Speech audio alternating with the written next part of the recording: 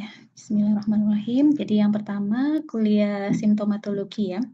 Jadi di simptomatologi ini kita akan belajar mengenai gejala-gejala ya yang sering didapatkan pada penyakit-penyakit di bidang pediatri ya.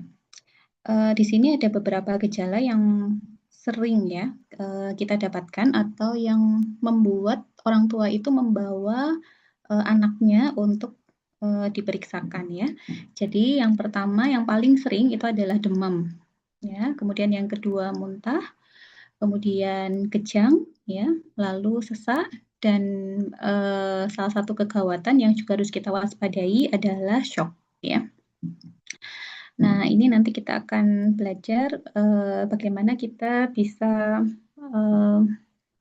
membuat alur ya dari gejala-gejala ini. Kita bisa mempersempit kemungkinan yang terjadi pada pasien ini dan membantu penegakan diagnosis yang tepat serta sehingga bisa memberikan tata laksana yang sesuai ya. Kita mulai yang pertama yaitu demam. Ya, jadi demam ini merupakan salah satu ya gejala tersering yang membawa orang tua menyebabkan orang tua membawa anak ya untuk periksa ya, sekitar 19-30% anak datang untuk diperiksakan itu adalah dengan keluhan demam ya. Jadi sebagaimana yang sudah kita ketahui bersama, demam atau hipertermi itu adalah suatu kondisi di mana suhu tubuh di atas suhu normal, yaitu di atas 37,5 ya. Nah, kondisi ini terjadi karena adanya kenaikan set point suhu di dalam tubuh, baik itu karena penyebab infeksi ataupun non-infeksi ya. Dan disebabkan oleh adanya ketidakseimbangan antara produksi panas serta output dari panas tersebut ya. Nah, kalau pada kondisi infeksi terjadinya demam adalah karena adanya mikroorganisme yang masuk ke dalam tubuh itu akan merangsang sel imun kita, terutama hal ini adalah makrofag maupun sel polimorfonuklir yang akan membentuk pirogen endogen ya. Pirogen endogen ini adalah mediator ya inflamasi yang dia bersifat memicu kenaikan set point hipotalamus. Seperti diantaranya ada interleukin 1, interleukin 6 ya, kemudian TNF alfa dan IFN atau golongan interferon. Ya, ini adalah interleukin utama yang bersifat pirogenik ya.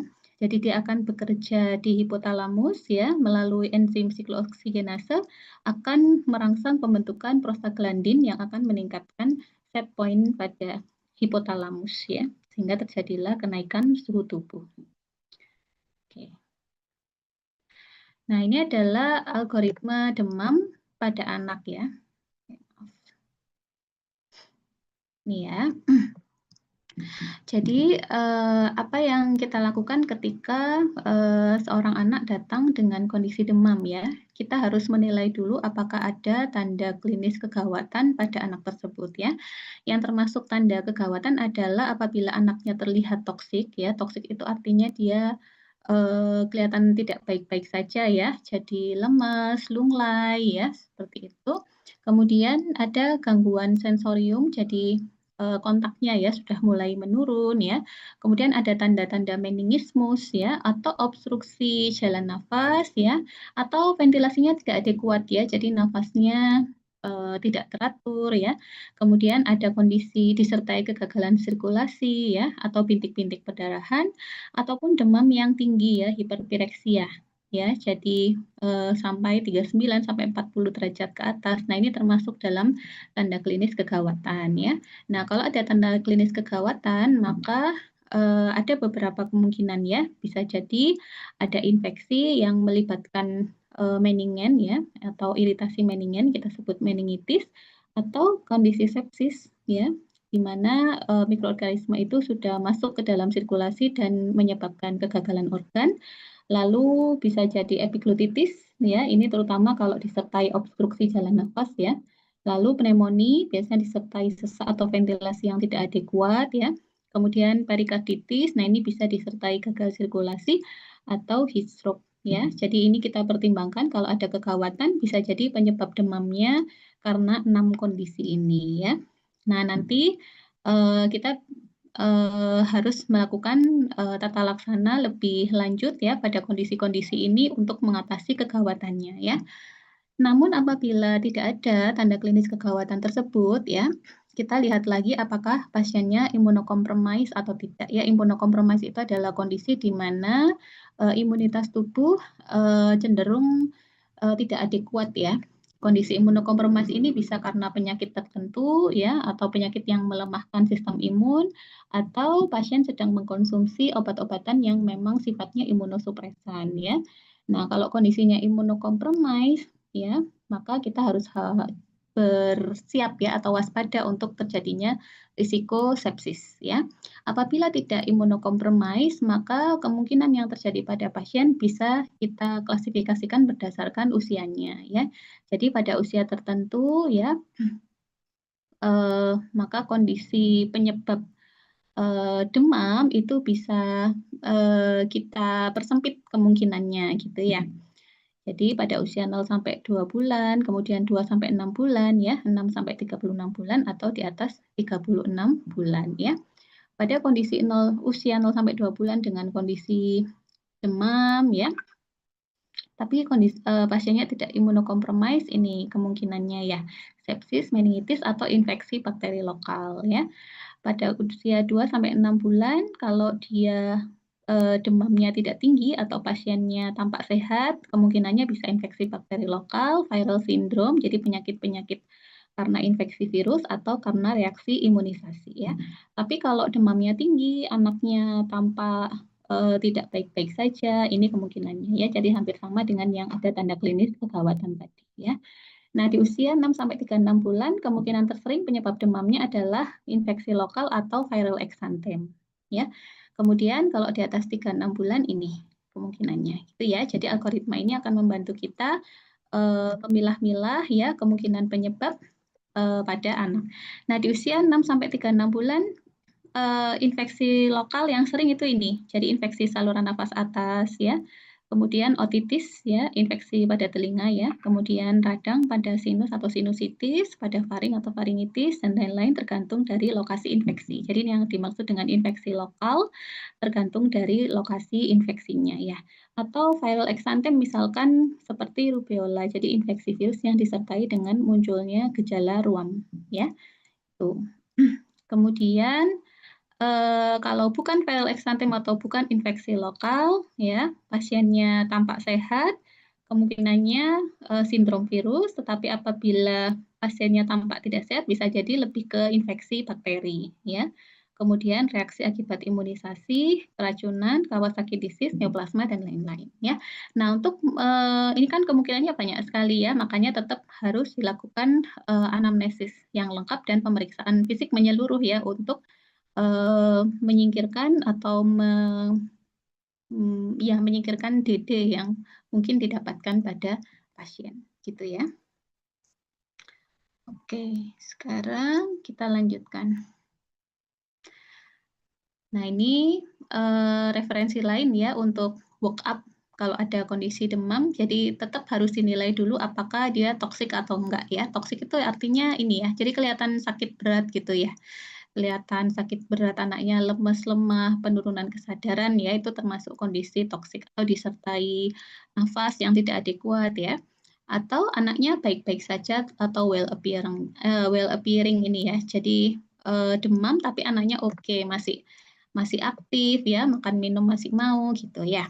Nah, yang toksik kita harus evaluasi, banyak kemungkinan tergantung dari temuan pemeriksaan fisik lainnya ya, tapi workup umum yang bisa kita lakukan adalah workup untuk infeksi ya. Jadi pertama kita lakukan dulu assessment adanya kegawatan pada pasien ini, lalu kita tata laksana kegawatannya ya.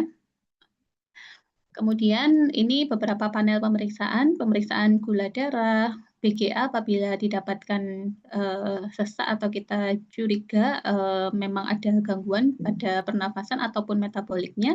Kemudian cek laktat serum, kalsium serum, pemeriksaan darah lengkap ini wajib ya.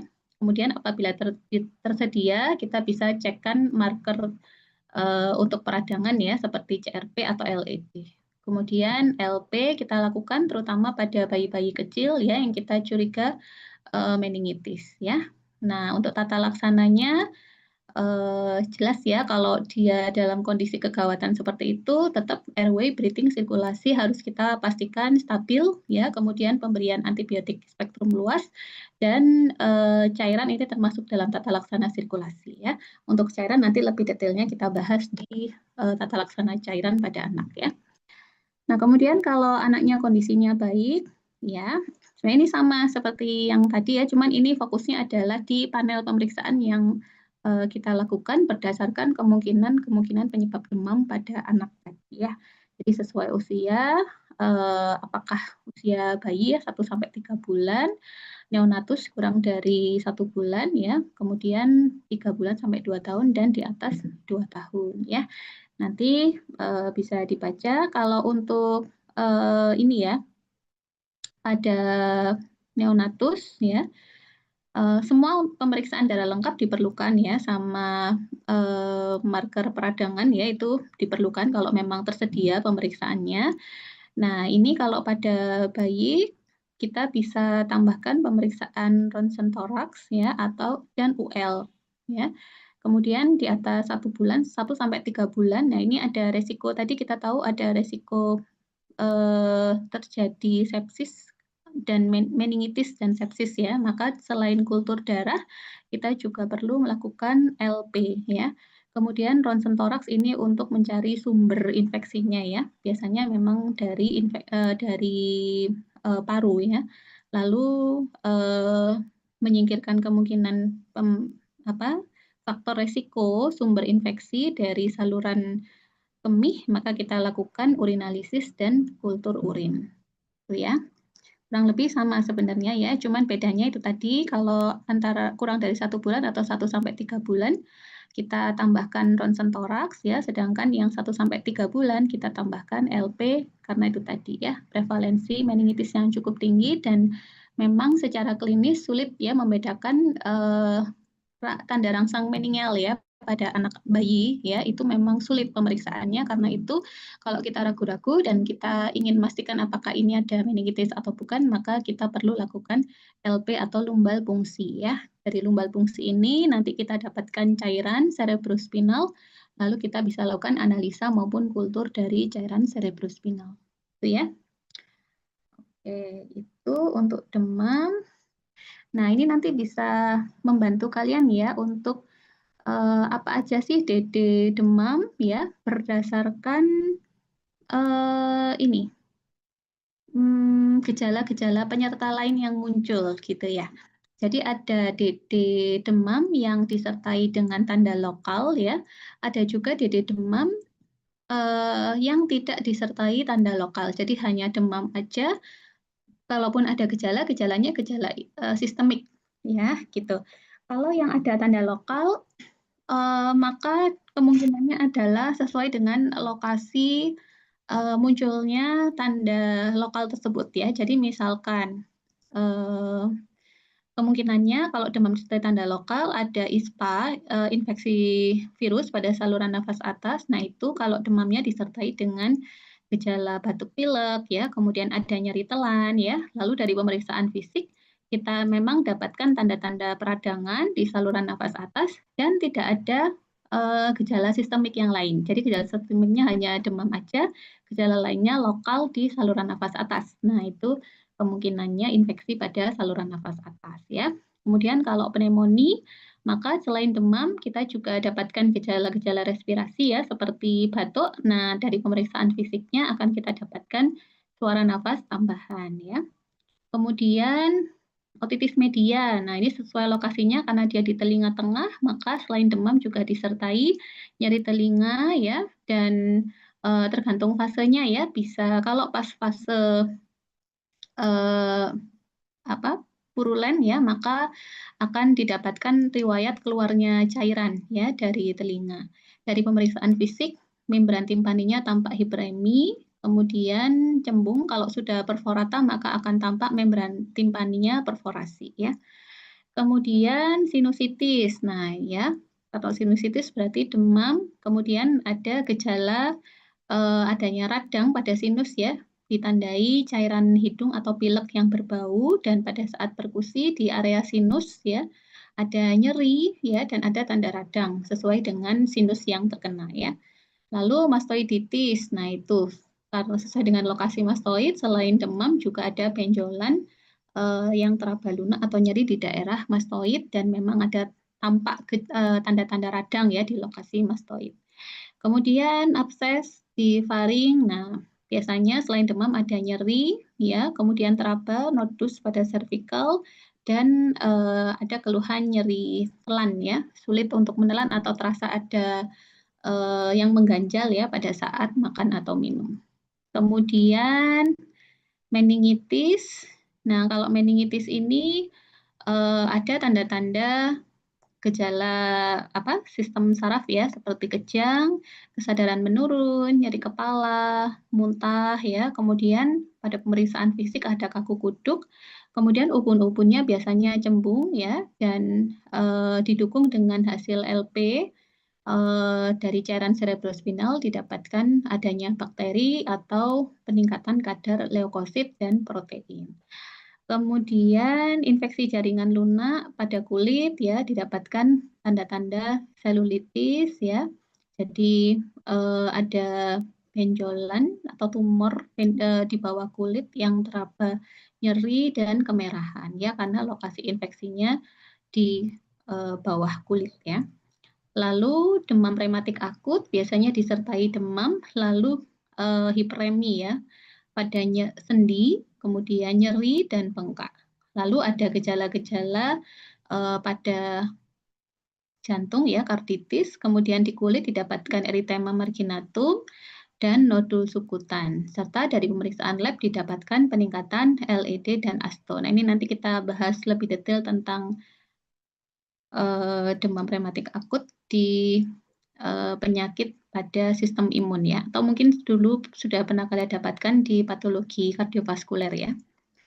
Oke, seperti itu untuk demam yang disertai tanda lokal. Kalau tidak ada tanda lokal, DD-nya adalah dengue ya. Ini sudah kita pelajari kemarin ya. Lalu malaria, demam tifoid ya, kemudian ISK, sepsis ataupun demam yang berhubungan dengan infeksi HIV ya. Jadi itu gejala-gejalanya sistemik semua ya. Seperti demam, menggigil, sakit kepala ya, nyeri-nyeri sendi ya. Jadi tidak ada tanda khas pada satu lokasi tertentu sebagaimana pada demam dengan infeksi lokal ya. Nah, nanti kalian bisa baca di sini kondisi apa saja yang membantu kita untuk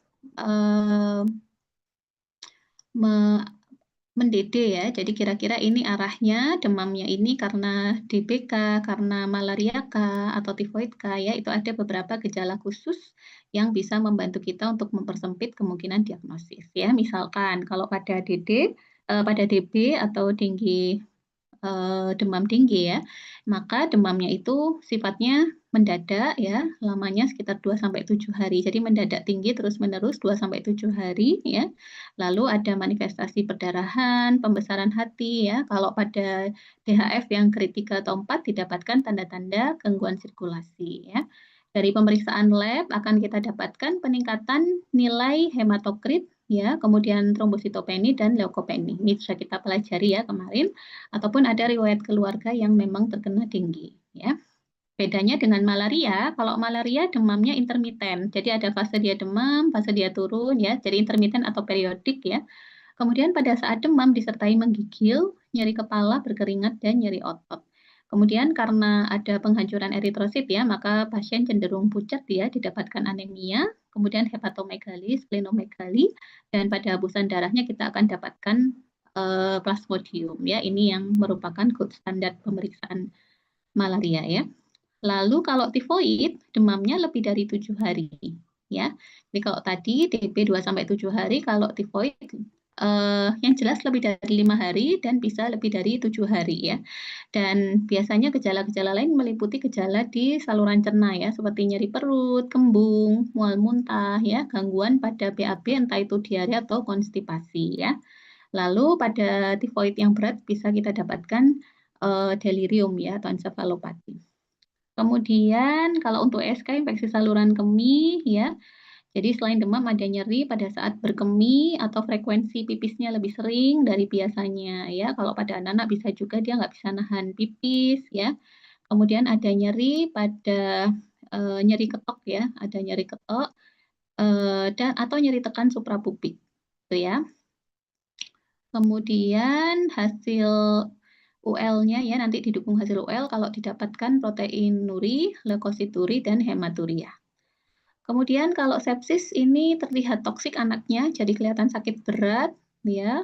Lalu suhunya bisa hipertermi, bisa hipotermi, jadi instabilitas suhu ya. Lalu disertai takikardi, takipnu, gangguan sirkulasi ya. Pemeriksaan labnya bisa didapatkan leukositosis atau leukopeni ya. Jadi ini semoga bisa membantu adik-adik ya untuk mempersempit kemungkinan penyebab demam. Tapi tetap ya, sekali lagi saya tekankan anamnesis, pemeriksaan fisik secara menyeluruh dan ditunjang oleh pemeriksaan penunjang ya untuk penegakan diagnosisnya ya. Ini setidaknya bisa membantu mengarahkan sehingga kalian bisa usulkan ya pemeriksaan penunjang yang sesuai ya. Nah, kalau demamnya disertai ruam ya, kemungkinannya bisa campak ya, campak atau measles atau rubella ya, kemudian rubella, exanthema subitum, kemudian scarlet fever. Scarlet fever ini adalah infeksi yang disebabkan oleh kuman Streptococcus beta hemolyticus grup A. Lalu DB juga ya bisa disertai ruam ataupun infeksi virus lain seperti chikungunya atau enterovirus ya. Kalau pada campak ini kemarin kita juga udah belajar ya, ada fase prodromalnya dulu ya. Di prodromal ini berupa demam disertai gejala-gejala batuk, pilek atau mata merah ya. Nah, demamnya makin lama makin tinggi, di puncak demam mulai muncul ruam ya. Kemudian DD-nya adalah rubella atau campak Jerman. Kalau campak Jerman, ruamnya sifatnya khas bentuknya dan ada pembesaran KGB ya, bisa di post auricula, bisa di suboccipital atau di coli posterior ya. Kemudian ada exanthema subitum. Nah, kalau exanthema subitum biasanya pada bayi ya 6 sampai 18 bulan dan ruamnya itu baru muncul ketika suhunya turun. Jadi habis demam, demam, demam mencapai puncak, begitu demamnya turun, ruamnya muncul. Ya. Lalu kalau scarlet fever itu dia biasanya demamnya tinggi, lalu ada muncul ruam-ruam merah seluruh tubuh, biasanya dimulainya di daerah lipatan-lipatan, jadi di leher, di ketiak, atau di inguinal.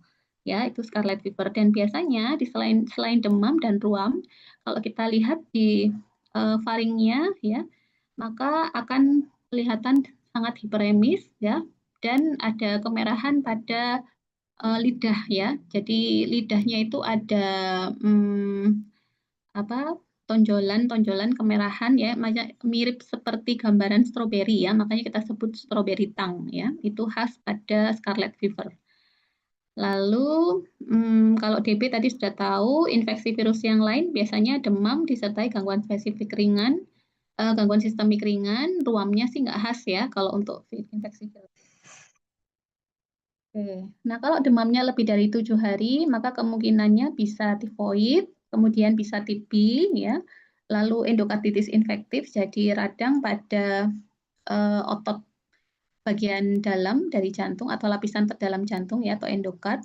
Lalu demam rematik akut atau deep abscess atau abses dalam, ya, ini kemungkinannya, ya. Tinggal nanti lihat ada gejala penyertanya apa ya. Kalau TB, selain demam tinggi biasanya disertai anoreksia, ada penurunan berat badan ya, gejala-gejala batuk lama, kemudian pembesaran kelenjar ya, dan didukung oleh adanya riwayat TB atau kontak TB ya. Kemudian dari ronsen ada gambaran khas TB. Oke. Lalu kalau endokarditis infektif biasanya ada gejala sistem sirkulasi ya. Jadi pucat, ada clubbing finger, ada bising jantung ya. Kemudian ada splinter hemorrhage. Nah, ini khas juga pada endokarditis infektif. Kalau DRA tadi udah, abses dalam tergantung dari lokasi absesnya ya. Yang jelas ada demam disertai dengan radang lokal ya. Jadi radang berarti ada pembesaran, hiperemi dan nyeri ya. Itu. Nah, setelah tadi kita sudah tahu kemungkinan-kemungkinan penyebab demam dan apa aja yang harus digali lebih lanjut ya untuk menyingkirkan kemungkinan penyebab atau etiologi dari demam tersebut serta workup-nya seperti apa. Nah, ini kita coba ini ya, latihan kasus ya. Apabila ini ada seorang anak laki-laki usianya 8 tahun, kemudian dibawa ke poli dengan keluhan demam sejak 2 hari yang lalu. Nah, ini ya, coba kalau menurut kalian ini apa ini kasusnya? Demamnya 2 hari yang lalu, kemudian demamnya terjadi mendadak dan tidak naik turun, berarti terus-menerus ya demamnya. Lalu selain demam juga ada keluhan nyeri kepala dan nyeri seluruh tubuh ya. Nah, Ibu sudah memberikan obat penurun demam, namun demamnya cenderung bandel ya, jadi hanya turun sebentar kemudian naik lagi ya. Dan ada tetangga yang dirawat sejak 4 hari yang lalu karena demam berdarah. Pada pemeriksaan fisik didapatkan heart rate 110 kali per menit, RR 26 kali per menit, suhu 38,6, dan hasil uji torniketnya positif. Oke, ini kira-kira apa nih penyebab demamnya kalau kasusnya seperti ini? DBD dokter. DBD. DBD atau DB?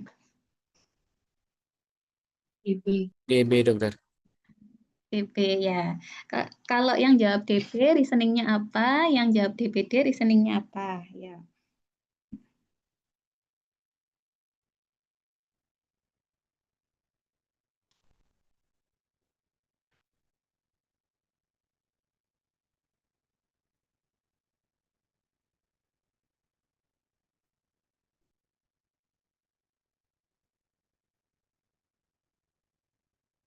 Izin dokter untuk yang DB tadi, untuk reasoningnya panas naik turun, kemudian ada hasil torniketnya positif. Panas naik turun. Ya, ini demamnya tidak naik turun ya.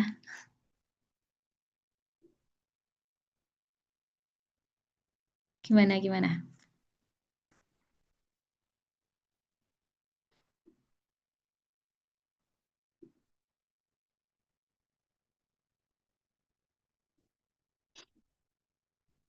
Kalau dari pola demamnya bagaimana?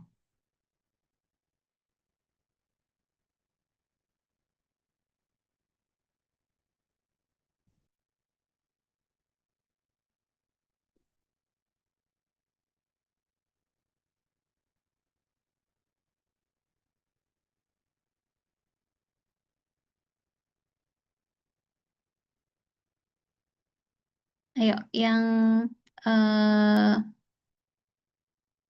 menduga ini DB, dasarnya apa nih?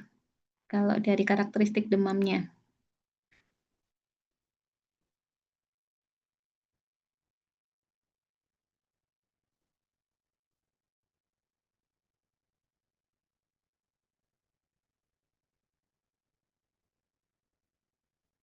Demam, pelana kuda. Oke, sebentar. Kalau dari skenario ini, mana yang menunjukkan saddleback fever ya berarti ya?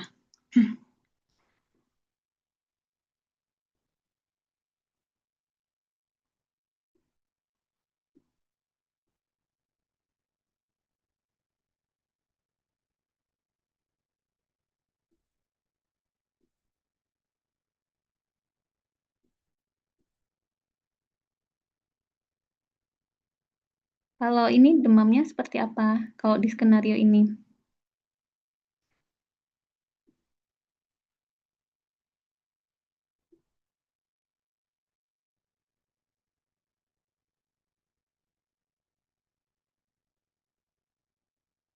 Demamnya niku dokter, mendadak terus ada sakit kepala terus ada nyeri seluruh badan. Oke ya. Nah, kalau saya tanya karakteristik demam, berarti kita fokus di demam ya. Betul, tadi demamnya mendadak. Terus kalau dari lama demamnya?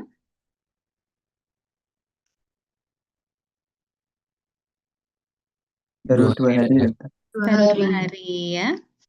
Ada kemungkinan ke arah tifoid nggak kalau kayak gini? Tidak, dokter. Ya, masih belum ya. Belum. Masih belum, kita belum tahu karena demamnya baru 2 hari. Jadi kita nggak pikirkan ke tifoid dulu ya. Kalau TBC?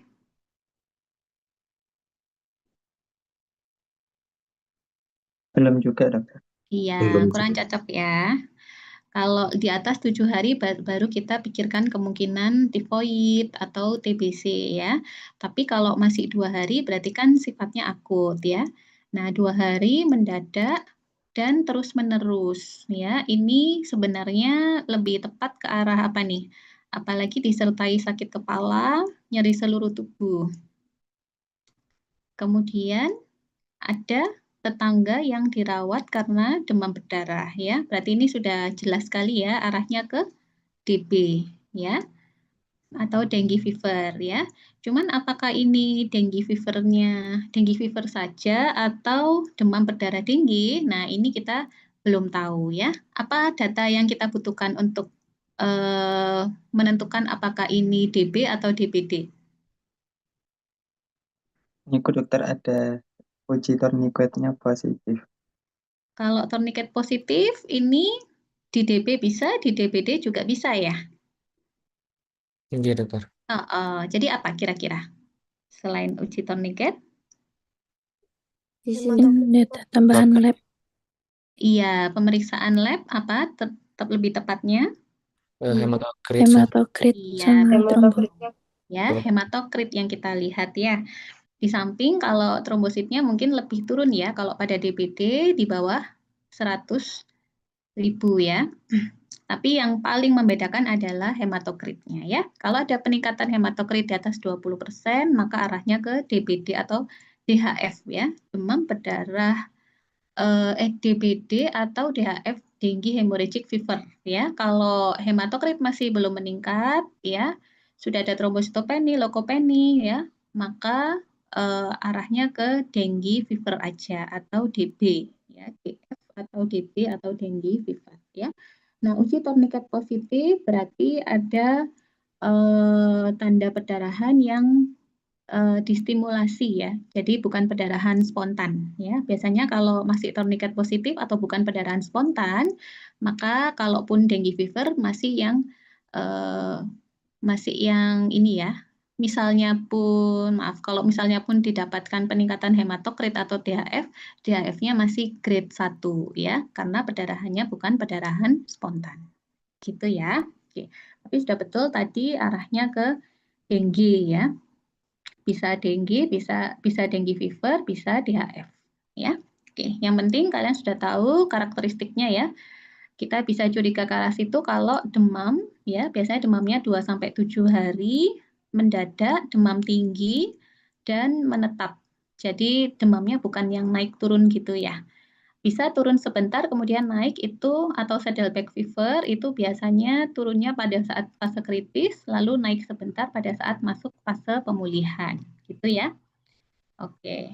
Dan ini ada riwayat tetangga yang juga dirawat karena DB ya, berarti ada faktor resiko di lingkungan tersebut ya. Oke, seperti itu. Itu untuk demam ya. Kita lanjutkan sekarang ke muntah. Muntah adalah kondisi di mana terjadi ekspulsi kuat dari isi gaster melalui mulut dan bisa juga lewat hidung ya. Kalau untuk mekanisme terjadinya muntah, ini sudah pernah kalian pelajari di blog fisiologi digestif ya mungkin ya. Jadi di dalam tubuh kita itu ada pusat muntah ya, pusat muntah di mana sinyal untuk muntah ini reseptornya itu ada banyak ya, jadi banyak jalur reseptor yang bisa memicu muntah. Ada jalur mekanis ya, kemudian bloodborne toxin ini pada kondisi infeksi ya, yang bisa memicu muntah. Lalu rangsangan dari motion ya pada pasien-pasien motion sickness ya atau mabuk ya, kemudian faktor emosi ya, gitu. Nah nanti kemudian akan diproses pada pusat muntah ya, kemudian efek faktornya ya, efeknya adalah refleks muntah ya, ditandai dengan pengeluaran isi gaster secara mendadak gitu ya. Nah, muntah itu bisa karena kondisi kelainan pada gastrointestin atau bukan dari gastrointestin atau penyakit sistemik ya. Kalau yang sistemik ini misalkan endokrin atau metabolik ya. Kemudian karena obat-obatan atau toksin ya. Karena kelainan pada sistem saraf pusat ataupun penyebab lain ya. Nah, kalau endokrin metabolik misalkan pada kondisi kehamilan ya, pasien diabetes terutama yang diabetik ketoasidosis ya, kemudian uremia ya, hiperkalsemia, kemudian penyakit endokrin seperti Addison disease atau thyroid disease, nah itu bermanifestasi sebagai muntah ya. Kemudian penggunaan obat-obatan, kemoterapi, antibiotik ada efek sampingnya muntah ya, atau keracunan karbonmonoksid ya. Untuk yang sistem saraf pusat, adanya peningkatan tekanan intrakranial ya, kemudian adanya gangguan vestibular misalkan karena Meniere disease ya atau infeksi pada telinga tengah. Nah, itu bisa menyebabkan gejala muntah juga dan psikiatrik ya pada pasien-pasien bulimia, cyclic vomiting atau psychogenic vomiting. Jadi muntah karena faktor psikis ya. Maupun kondisi yang lain ya, ini tetap di luar gastrointestinal ya, seperti adanya sepsis ya, kemudian radiation sickness, jadi dipicu oleh radiasi, keracunan, alergi makanan, atau infeksi di saluran kemih ya. Ini adalah penyebab-penyebab sistemik dari muntah. Kemudian lalu bagaimana workup ya kalau didapatkan pasien muntah ya? Maka kita evaluasi kemungkinan penyebabnya ya. Jadi tadi kita udah tahu kemungkinan penyebabnya bisa gastrointestinal atau sistemik atau di luar sistem gastrointestinal ya. Nah, yang di luar gastrointestinal salah satunya adalah SSP tadi ya. Nah, yang melibatkan sistem saraf ya atau sentral ya, bisa di intrakranial. Ketika ada peningkatan tekanan intrakranial, maka pemeriksaannya adalah CT scan atau MRI ya. Kalau kausanya dari sistem vestibular ya, maka bisa jadi melibatkan telinga tengah ya, kita berikan terapi simptomatik lalu dievaluasi. Kemudian kalau faktor endokrin ya kita cek kehamilan ya, cek kadar hormon ya yang dicurigai. Kemudian iatrogenik ini tergantung misalkan kalau habis pasca kemoterapi ya, memang berarti dari riwayatnya sedang menjalani kemoterapi ya. Lalu ini apakah ini dari gastrointestinal atau obstruktif juga bisa ya.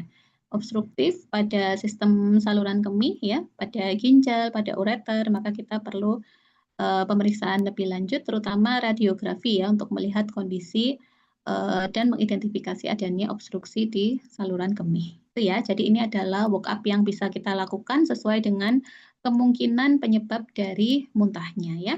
Tapi apabila dari hasil workup ini ternyata tidak ada petunjuk ya, artinya pemeriksaannya masih dalam batas normal semua, maka kita bisa observasi dan melakukan asesmen lebih lanjut ya. Kalau misalkan gejala vomitingnya ini dia signifikan, berulang ya, ada warning sign, jadi pasiennya sampai dehidrasi ya, atau sampai didapatkan masalah gizi akibat muntah yang berulang, maka kita evaluasi kembali ya untuk kausa spesifiknya apa ya, dengan pemeriksaan CT atau pemeriksaan radiografi seris ya pada intestin ya. Kemudian kalau kecurigaan metabolik ya kita cek faktor metabolik atau endokrin. Kemudian apakah mungkin penyebabnya dari upper gastrointestinal atau faktor psikogenik. Nih ya. Tapi kalau gejalanya itu ringan, tidak ada warning sign, jadi aman-aman aja, maka kita coba modifikasi diet dulu dan terapi simptomatik dengan pemberian antiemetik. Ya, jadi tidak melakukan pemeriksaan lanjutan kalau memang gejalanya tidak berat ya. Lalu Ini tadi kelanjutannya, jadi kalau dari pemeriksaan ini sudah tegak, maka kita tata laksana sesuai dengan penyebab, entah itu dengan farmakoterapi ataupun jika diperlukan tindakan. Ya. Misal ternyata tidak diketahui, jadi chronic unexplained nausea and vomiting, jadi mual muntahnya itu berulang dan tidak diketahui penyebabnya, maka kita bisa curiga mungkin ada dismotilitas dari gastrointestin ya. Kita bisa lakukan pemeriksaan lanjutan ya, gastric sinciografi atau elektrogastrografi. Jadi melihat bagaimana fungsi motilitas dari gastro tersebut ya, dari sistem gastrointestinal. Kalau memang abnormal berarti diberikan obat-obatan prokinetik untuk memicu motilitas usus ya. Tapi kalau hasilnya normal, nah ini kemungkinannya bisa mungkin memang faktor psikogenik ya, atau pasiennya bulimia ya, atau penyebab-penyebab fungsional lainnya, maka terapinya lebih ke terapi simptomatik aja. Gitu ya. Oke. Nah, ini juga mungkin bisa membantu ya untuk kalian untuk memperkirakan ya penyebab muntah berdasarkan usia pasien dan berdasarkan pola waktu muntahnya ya. Pola waktu muntah itu dalam artian apakah muntahnya ini akut, kronik ya, ataukah siklik. Siklik itu artinya berulang atau periodik di waktu-waktu tertentu ya. Oke, ini kalau berdasarkan usia 0 sampai 1 bulan, 1 sampai 12 bulan, 1 sampai 4 tahun, 5 sampai 11 tahun, dan 12 sampai 18 tahun, itu prevalensi penyebab muntah itu berbeda ya. Jadi sesuai dengan usia ya. Kalau masih bayi kurang dari 1 bulan ya, bisa ini FPIS ini adalah food protein induced enterocolitis syndrome. Jadi enterocolitis yang disebabkan oleh protein dalam makanan. Kemudian Hirschsprung disease yaitu masih banyak kasusnya yang menyebabkan muntah pada bayi di bawah 1 bulan ya. Kemudian atresia, jadi kelainan bawaan pada intestin. Kemudian meningitis, pyloric stenosis, dan sepsis. Ini penyebab muntah akut pada anak usia 0 sampai 1 bulan ya. Tapi kalau muntahnya kronik bisa jadi insufisiensi adrenal, jadi udah berhubungan sama hormon ya. Kemudian GERD, nah GERD ini kronik ya muntahnya. Lalu Hirschsprung disease, biasanya Hirschsprung yang kronik ini yang ringan ya, jadi awal kemudian akhirnya menetap gitu ya. Kalau yang dari awal ketahuan tuh yang Hirschsprung yang berat biasanya yang melibatkan segmen yang luas itu biasanya muntahnya langsung akut gitu ya. Lalu atresia intestin. Kalau cyclic vomiting, jadi muntahnya siklik, bisa adrenal insufficiency ya. Kemudian bisa inborn error metabolism atau adanya malrotasi dengan volvulus. Itu ya. Nanti kalian bisa lihat, jadi pada usia yang berbeda itu kemungkinan penyebabnya berbeda ya. Nah, kalau pada usia segini nih kita nggak pikirkan apendisitis ya, karena memang jarang ya. Tapi kalau usia 5 sampai 11 bulan, nah dengan muntah yang akut ya, maka kita pikirkan apakah mungkin ada apendisitis ya, atau diabetik ketoasidosis atau pankreatitis. Ya, seperti itu ya.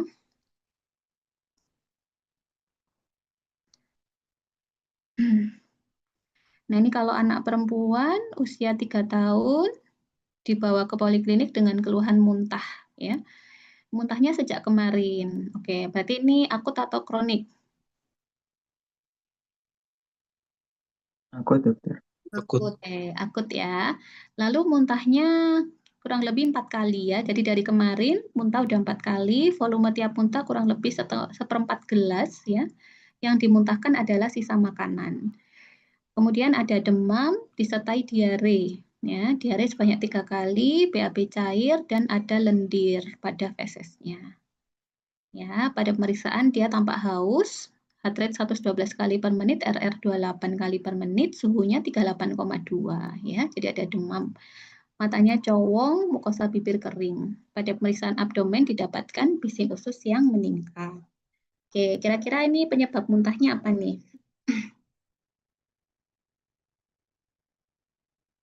Oke. Kira-kira apa kalau mengacu pada tabel ini?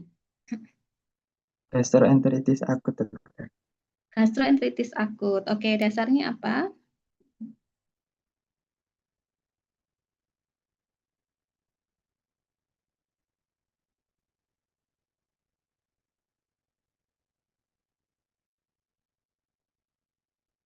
Bisa dijelaskan? Mungkin kalau menurut saya berdasarkan itu dokter, usianya masih 3 tahun, terus ada gejala mual muntah sama pokoknya gejala di sistem pencernaannya seperti itu. Ya, jadi ini kan kalau berdasarkan usia dia kelompok yang ini ya, 1 sampai 4 tahun ini ya. Karena muntahnya akut berarti kita kerucutkan lagi ya, kemungkinannya ini. Dari benda asing, gastroenteritis, faringitis, toxic ingestion, UTI atau constipation ya. Kalau konstipasi enggak ya, karena tadi ada diarenya ya. Kemudian UTI itu urinary tract infection juga bisa kita singkirkan karena dia nggak ada gejala-gejala saluran kemih ya, seperti nyeri saat pipis atau frekuensi pipisnya bertambah ya, itu juga nggak ada. Kemudian toxic ingestion, keracunan makanan, nggak ada ya riwayat keracunan makanan, bisa kita singkirkan. Faringitis pada pasien ini nggak ada gejala-gejala nyeri telan ya, ataupun gejala saluran nafas atas yang lain. Foreign body juga nggak ada riwayat menelan benda asing ya, gitu. Jadi mungkin lebih tepat gastroenteritis. Apalagi ada demam ya. Kemudian selain muntah juga disertai dengan diare ya. Jadi lebih tepat ke gastroenteritis ya. Itu ya cara untuk menggunakan tabel. Oke. Sebelum saya lanjutkan ke kejang, apa ada yang mau ditanyakan?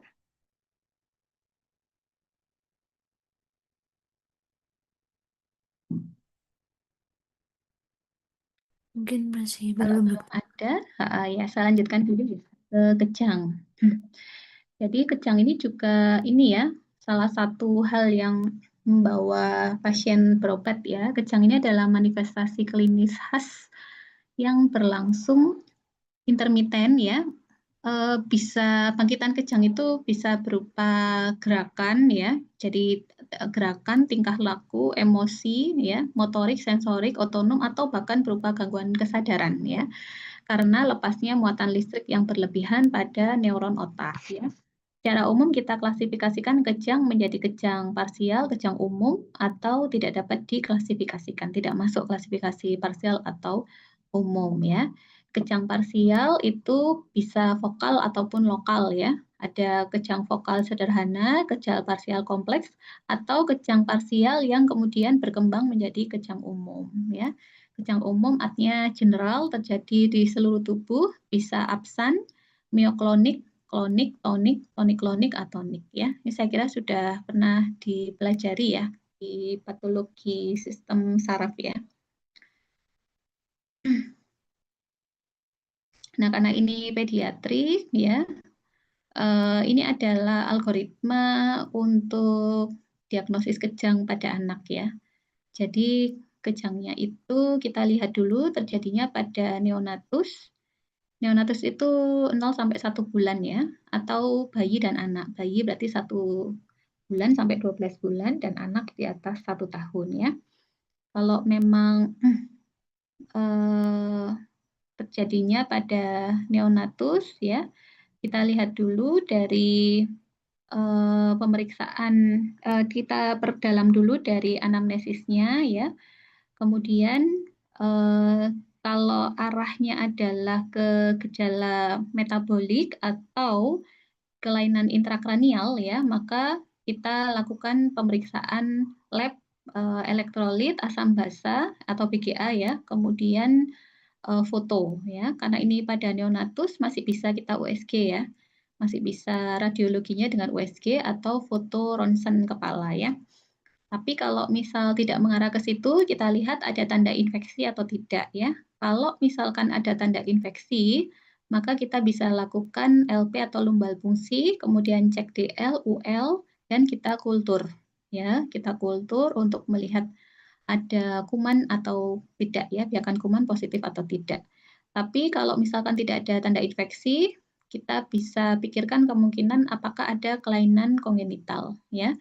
Kalau ada arahnya ke kelainan kongenital, maka kita bisa lakukan studi kromosom ya, lalu workup lebih lanjut untuk kemungkinan adanya infeksi kongenital seperti toksoplasma, rubella, CMV ya.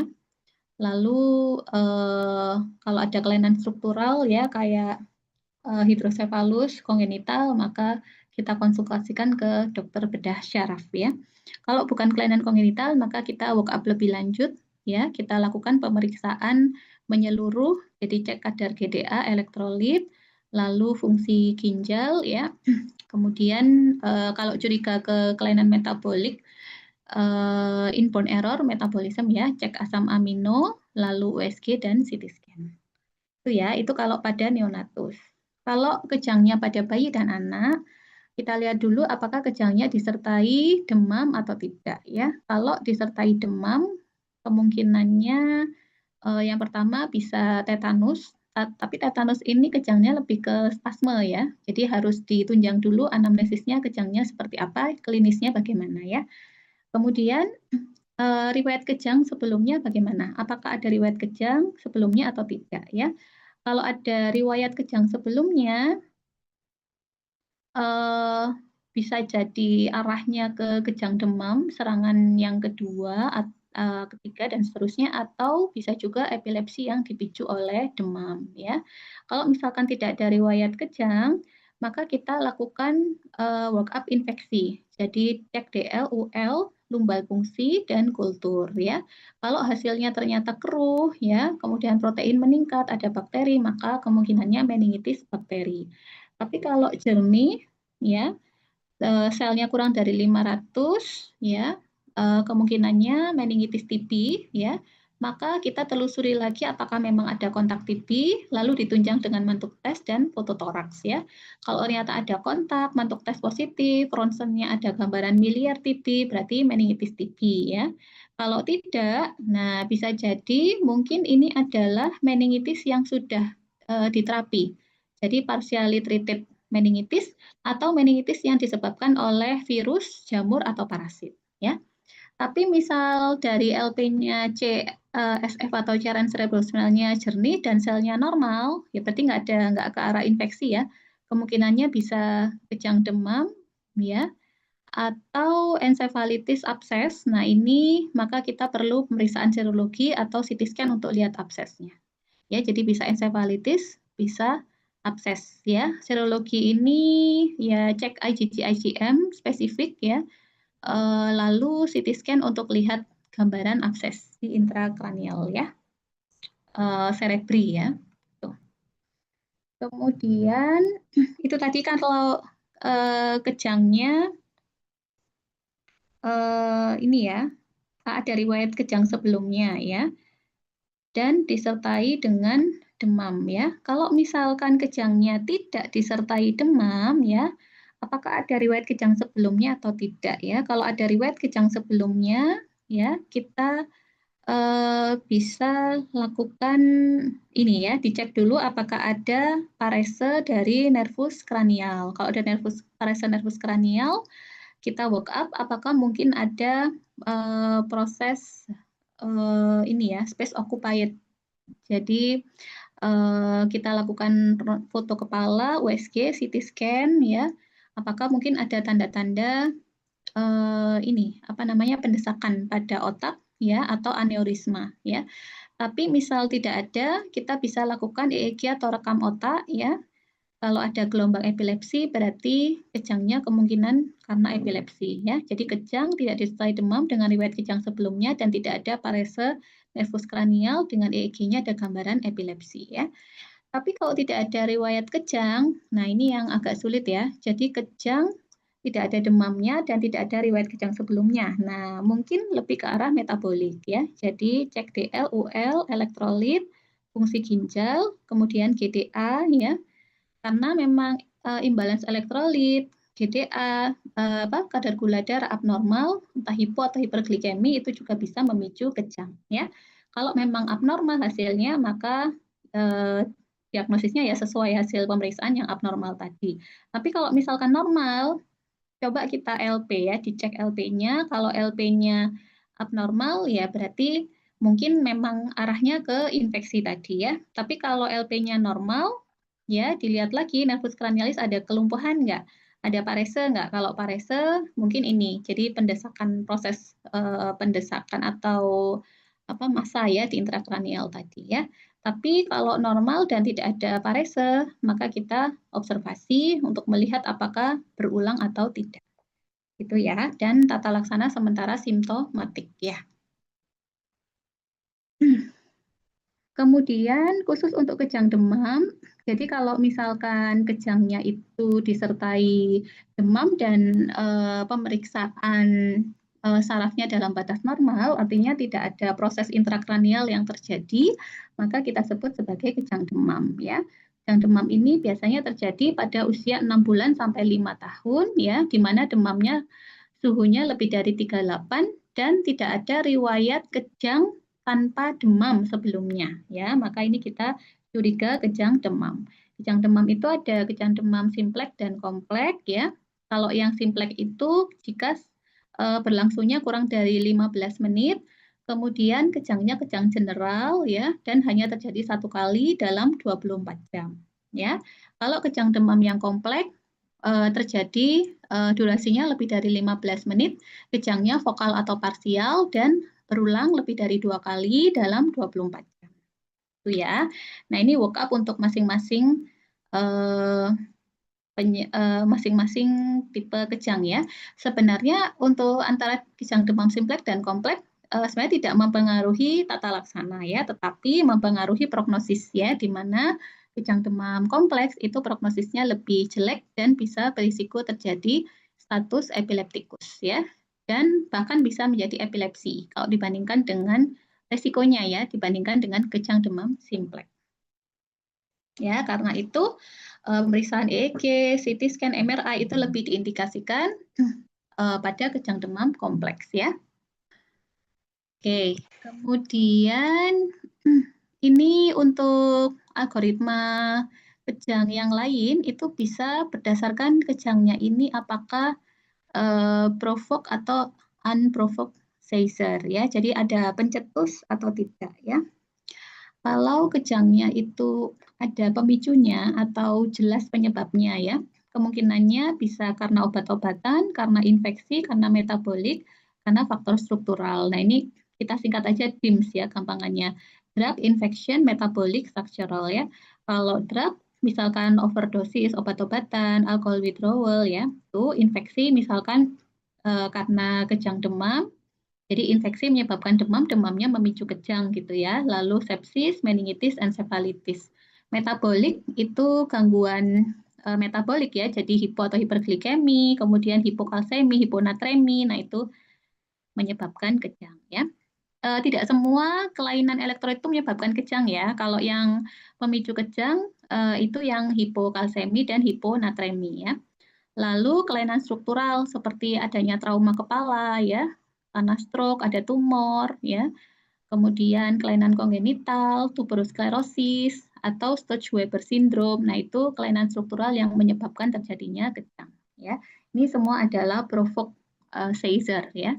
Tapi ada juga kejang yang unprovoked. Jadi tidak ada penyebab yang jelas ya. Bisa terjadi pada masa infant itu di bawah 1 tahun, makanya disebut infantile seizure ya. Biasanya pada sindrom-sindrom tertentu ya, seperti West syndrome, Dravet syndrome, atau benign focal epilepsy of infancy. Kalau yang childhood, nah itu karena lebih sering karena epilepsi ya, baik epilepsi general ataupun vokal ya. Jadi unprovoked seizure pada masa childhood banyak disebabkan karena epilepsi ya. Lalu spells, nah ini biasanya pada kondisi penangis yang kuat ya, atau memang ada dasar hipoksia yang menyebabkan terjadinya manifestasi kejang. Oke ya. Kita coba nih, ada kasus lagi, seorang anak perempuan usia 2 tahun dibawa orang tuanya ke IGD dengan keluhan kejang. Kejangnya terjadi 1 jam yang lalu sebanyak 1 kali. Ditandai kedua tangan dan kaki kaku, mata melirik ke atas. Ya, oke. Dan saat kejang, pasiennya demam. Oke, namun suhunya tidak diukur. Saat ini kejangnya sudah berhenti. Pasien dikeluhkan demam dan diare sejak kemarin, ya. Jadi kalau dari timeline-nya dia kemarin demam dan kejang, demam dan diare, hari ini kejang, gitu ya. Dan menurut orang tua pernah mengalami kejang sekitar 1 tahun yang lalu, kejang disertai demam. Oke. Nah, pada hari ini, pada saat datang, pasien pemeriksaan fisiknya didapatkan ini kompos mentis setelah kejang dia sadar penuh, heart rate-nya 118, RR 28, suhu 39. Pemeriksaan meningal sign-nya negatif, refleks fisiologinya normal, refleks patologi negatif. Oke ya, kalau kasusnya seperti ini, kira-kira penyebab kejangnya apa? Kejang demam, dokter. Kejang demam, ya. Bisa ini kan dasar diagnosisnya, bisa dijelaskan? Mungkin karena untuk refleks fisiologisnya itu masih normal, terus nggak ada refleks patologis, terus kejangnya disertai demam, berarti kan Iya. nggak ada masalah di meningal, terus ada riwayat kejang juga yang disertai demam, terus berarti kejangnya 1 kali selama 1 jam, berarti yang simplex, kejang demam simplex. Kejang 1 kali selama 1 jam. Kalau dasar simpleksnya? Kalau simplex itu cuma 1 kali dalam 24. Iya, ini kan baru 1 jam ya, kita belum tahu ya. Tapi kalau kejangnya kita lihat dia general, kan kedua tangan kaki kaku, mata melirik ke atas, berarti kan general ya. Nah, berarti memang lebih ke arah kejang simplex ya. Oke. Kalau durasinya kita nggak tahu ya, di sini nggak ada informasi apakah durasinya kurang atau lebih dari 15 menit. Lalu juga kita belum tahu apakah berulang atau enggak dalam 24 jam ya, karena sama orang tuanya langsung dibawa ke IGD ya. Jadi kita nggak tahu nanti 24 jam berulang atau tidak. Tapi dari karakteristik kejangnya adalah kejang general ya, berarti kemungkinan kejang demam simplex atau kejang demam sederhana ya. Oke, bagus tadi sudah betul ya. Jadi karena kejangnya disertai demam, jadi pada saat kejang itu dia dalam kondisi demam, suhu di atas 38 ya. Apalagi dari usia 2 tahun ya. Kalau kejang demam itu antara 6 bulan sampai 5 tahun. Jadi 2 tahun masih memenuhi kriteria ya ke arah kejang demam. Lalu yang penting lagi adalah pemeriksaan neurologinya dalam batas normal ya. Jadi prosesnya bukan proses intrakranial karena nggak ada meningal sign ya. Meningal sign-nya negatif, fisiologinya normal, patologinya negatif ya. Itu ya. Saya lanjutkan lagi. Yang berikutnya adalah dyspnea atau sesak ya. Nah, sesak pada anak itu kemungkinannya banyak. Kita bisa DD sesuai dengan hasil pemeriksaan fisik yang kita dapatkan. Kalau sesaknya disertai stridor ya, kemungkinannya adalah croup ya. Kemudian adanya benda asing, trakeitis atau radang pada trakea, epiglotitis, atau spasme pada laring ya. Jadi intinya kalau ada stridornya itu berarti ada obstruksi pada saluran nafas atas ya. Bisa di faring, bisa di laring ya atau di trakeanya ya. Kemudian kalau sesaknya disertai wheezing ya, maka kemungkinannya asma, bronkiolitis ya, atau karena benda asing, tapi benda asingnya ini masuk di sampai masuk ke saluran nafas bawah ya, atau infeksi virus yang disertai dengan wheezing. Kemudian kalau berupa crackles ya atau ronki, maka penyebabnya kemungkinannya pneumonia karena gagal jantung kongestif ya, bronkiolitis atau benda asing. Kemudian kalau dyspnea disertai penurunan RN3 ya, jadi suara nafasnya menurun, bisa karena pneumonia, asma, bronkiolitis, benda asing, efusi pleura, atelektasis atau pneumotorak ya. Kalau dyspnea tapi suara nafas masih normal, bisa juga pneumonia ya. Jadi pneumonia itu bisa jadi menurun, suara nafasnya bisa juga normal. Lalu benda asing, kelainan jantung, nah bisa ya. Kalau kelainan jantung tanpa disertai edema paru, maka suara nafasnya masih normal ya. Tapi didapatkan mungkin ada gallop ya atau suara jantung suara jantung 3 atau 4 ya. Lalu diabetes ketoasidosis dan emboli pulmonal. Itu ya, jadi kita bisa persempit kemungkinan penyebab dyspnea dengan mengetahui hasil pemeriksaan fisik ya. Kemudian juga berdasarkan karakteristik dari dyspnea-nya, apakah dyspnea-nya itu akut atau kronik ya. Kalau akut terjadinya dalam hitungan menit sampai jam ya, jadi baru beberapa menit atau jam yang lalu, bisa karena kardiovaskular, bisa karena respirasi ya.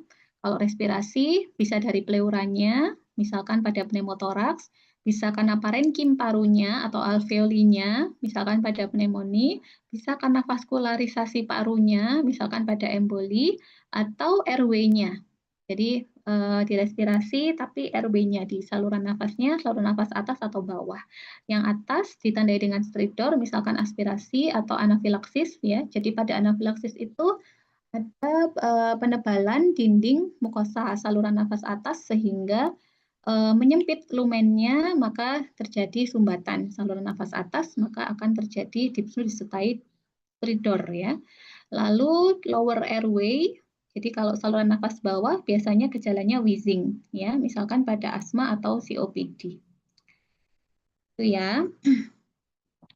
Kemudian juga bisa kalau kita kemungkinan penyebab stridor pada anak. Nah, ini kita bisa DD ya. Tadi kan stridor kemungkinan penyebabnya banyak ya. Ada Croup, ada laringomalacia, ada epiglotitis ya. Maka kita lihat dulu apakah stridornya itu sejak bayi ya atau baru-baru ini aja ya. Kalau mulai sejak bayi tidak ada sesak, kemungkinannya laringomalacia. Jadi laringomalacia ini kelainan ini ya, masih belum matangnya tulang rawan ya pada kartilago pada trakea ya, sehingga atau laring, kartilago laring, sehingga dia cenderung kolaps ya. Tetapi seiring bertambah usia semakin menguat. Jadi biasanya di atas 1 tahun itu akan mulai membaik, stridornya berkurang ya. Atau bisa juga kalau berat disertai distres nafas ya, laringomalacia yang berat.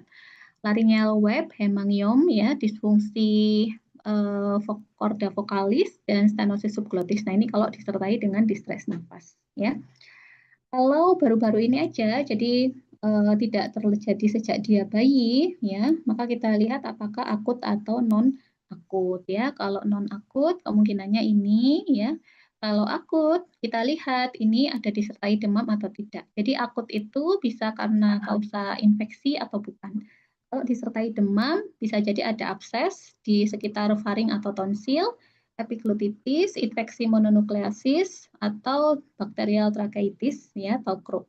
Kalau afebrile, jadi nggak demam, bisa karena Croup, ya, bisa karena tracheitis tapi yang sudah diterapi, ya, atau karena benda asing. Itu ya. Sedangkan kalau sesaknya pada bayi itu berbeda lagi kemungkinannya. Ya, kita lihat dulu apakah bayinya prematur atau tidak. Kalau bayi prematur yang sering ini. Ya. Kalau hasil ronsennya normal, ya. Jadi ronsennya normal bisa jadi apnea of prematurity atau sepsis, ya. Jadi sesaknya bukan karena pneumonia, tapi jadi gambaran ronsennya masih normal, ya.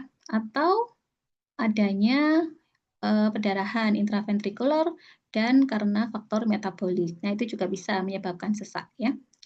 Kemudian kalau ronsennya tidak normal berarti melibatkan paru. Ini ronsen torak ya. Ronsen torak tidak normal melibatkan paru misalkan pada RDS, kemudian TTNP, pneumonia, pneumotorak dan kelainan kongenital. Ini nanti ada kuliah sendiri ya tentang kelainan respirasi pada neonatus ya. Atau kegawatan respirasi nanti akan dibahas tentang RDS ya. Kalau pasiennya tidak prematur, bisa jadi aspirasi mekoneum, kemudian infeksi, penyebab infeksi seperti sepsis atau pneumonia, atau sesak yang bukan karena infeksi, ya, misalkan RDS, TTNP, pneumotoraks atau kelainan kongenital ya. Tetapi jarang ya kalau RDS ini lebih sering pada pasien prematur. Untuk TTNP bisa di pasien prematur atau pasien aterm ya.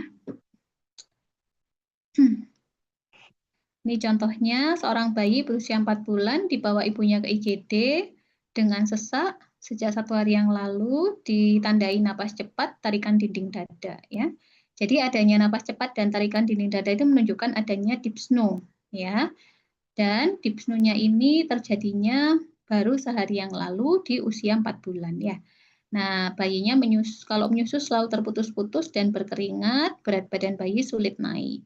Ya, kita dapat gerak tangisnya cukup, nadinya kuat, tetapi cenderung takikardi ya. Lalu didapatkan takipnu juga, pasiennya nggak demam, CRT kurang dari 2 detik ya.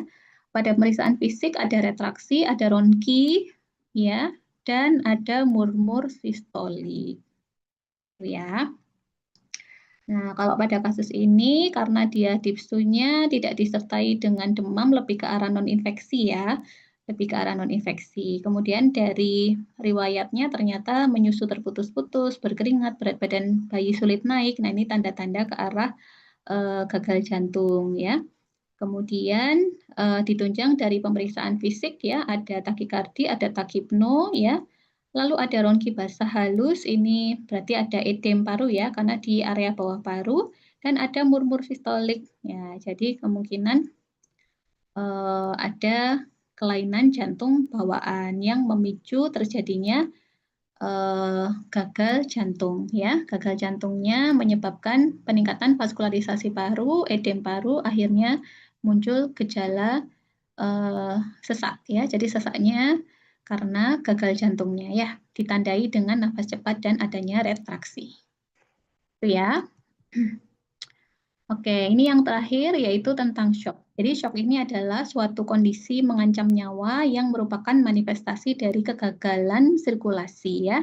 Karena adanya kegagalan sirkulasi ini menyebabkan hipoksia pada sel dan jaringan sehingga apabila tidak teratasi akan terjadi kematian sel dan disfungsi organ ya.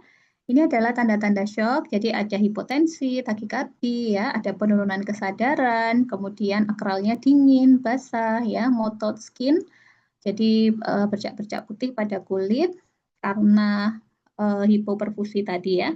Lalu oliguri dan pada pemeriksaan lab kita dapatkan asidosis metabolik dan laktat yang meningkat ya. Nah, ini untuk klasifikasi shock. Jadi penyebab shock itu banyak ya. Shocknya bisa karena hipovolemi, bisa karena obstruksi, karena distributive shock ya, kardiogenik, kemudian shock karena hipoksia atau hypoxic shock ya, dan metabolik ya. Kalau karena hipovolemi, hipovoleminya bisa karena kekurangan cairan ya dalam jumlah yang besar atau severe dehidrasi yang berat ya. Bisa juga karena perdarahan yang hebat ya. Ini menyebabkan sirkulasi darah di dalam tubuh menurun secara signifikan ya sehingga tidak bisa memenuhi kebutuhan sirkulasi di dalam jaringan ya.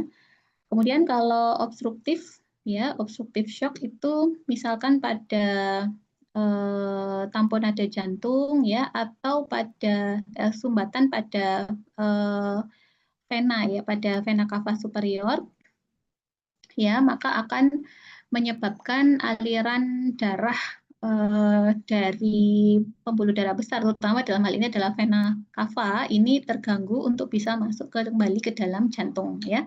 Maka preload akan menurun,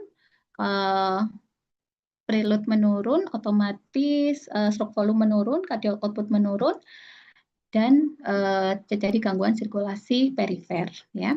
Kemudian shock distributif misalkan pada pasien sepsis, anafilaksis ya, itu resistensi vaskuler akan menurun secara signifikan ya. Jadi pembuluh darah itu kolaps semua ya, vasodilatasi, kemudian kolaps ya. Maka aliran darah balik juga akan turun. Jadi preloadnya turun, stroke volume juga akan turun ya.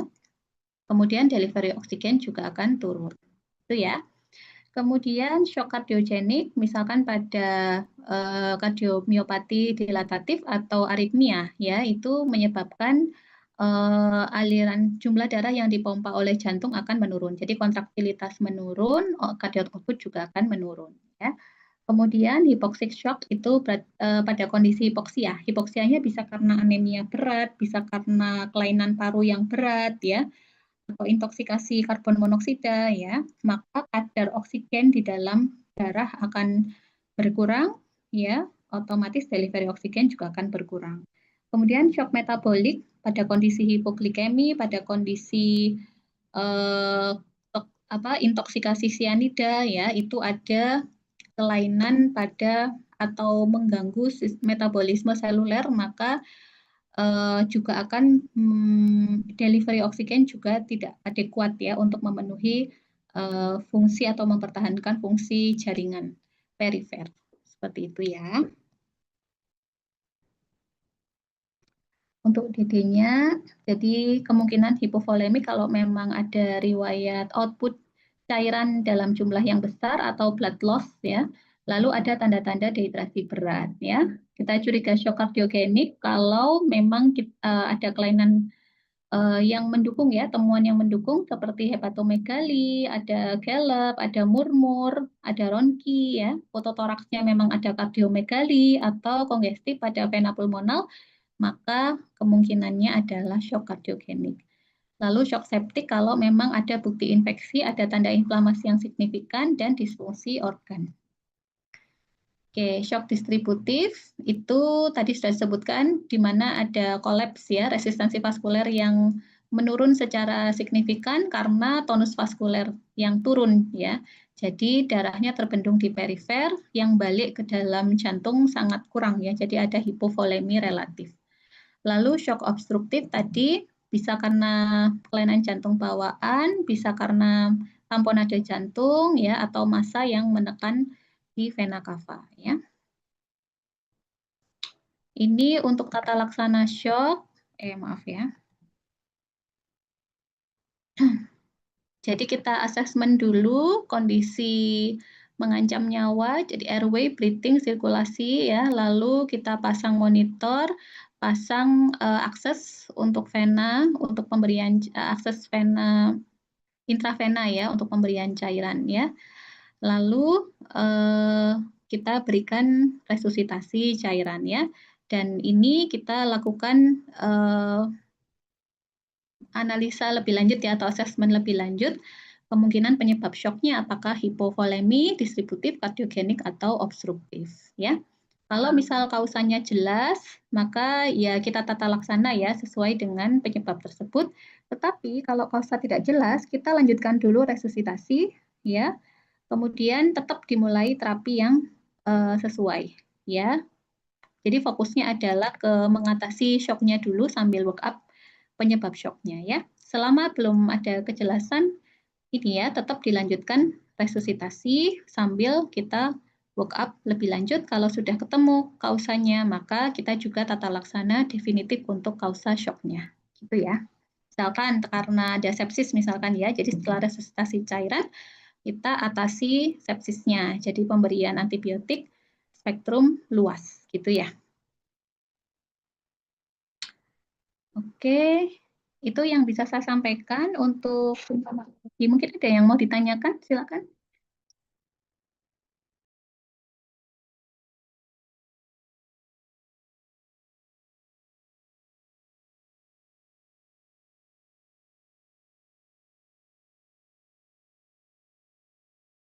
Mungkin belum ada, dokter.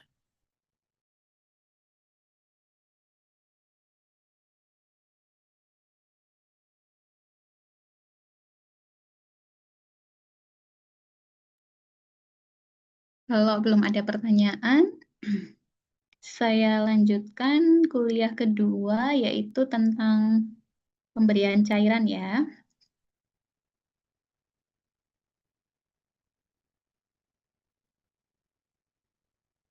Oke.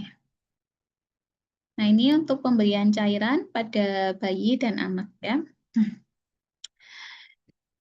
Jadi untuk pemberian cairan pada bayi dan anak, nanti kita bedakan pemberian cairan itu menjadi 3 tujuan ya. Tujuan pemberian cairan bisa yang pertama adalah untuk cairan maintenance atau cairan pemeliharaan, artinya untuk memenuhi kebutuhan harian anak ya. Lalu yang kedua untuk kebutuhan rehidrasi atau mengganti cairan yang hilang ya. Lalu yang ketiga untuk kebutuhan resusitasi ya. Jadi 3 itu dulu yang harus dipahami. Pemberian cairan itu bisa untuk maintenance, untuk rehidrasi, untuk resusitasi ya. Nah, ini yang pertama adalah kebutuhan cairan untuk kebutuhan maintenance, ya. Jadi bagaimana kita menghitung berapa sih kebutuhan cairan dalam sehari seorang anak, kita bisa menggunakan rumus namanya Holiday Segar, ya. Jadi di rumus ini perhitungannya adalah berdasarkan berat badan anak tersebut. Jadi berat badan pertama itu dikalikan 100 cc, berat badan kedua dikalikan 10 kg kedua dikalikan 50 mili, dan sisanya dikalikan 20 mili, ya. Jadi ini sebagai contoh ya, misalkan anak dengan berat badan 27 kilo, ya. Kalau 27 kilo, 10 kg pertamanya 10 dikalikan 100, ya, ketemunya 1000. Kemudian 10 kg keduanya dikalikan 50, ketemunya 500. Lalu sisa berat badannya kan 7 kilo ya. Nah, 7 kilo ini kita kalikan 20. Jadi 140, ketemunya 1640 cc dalam 24 jam. Ini adalah kebutuhan anak usia 7 tahun, berat 27 kilo dalam 1 hari. Jadi hitungannya adalah berdasarkan berat badannya, ya. Oke.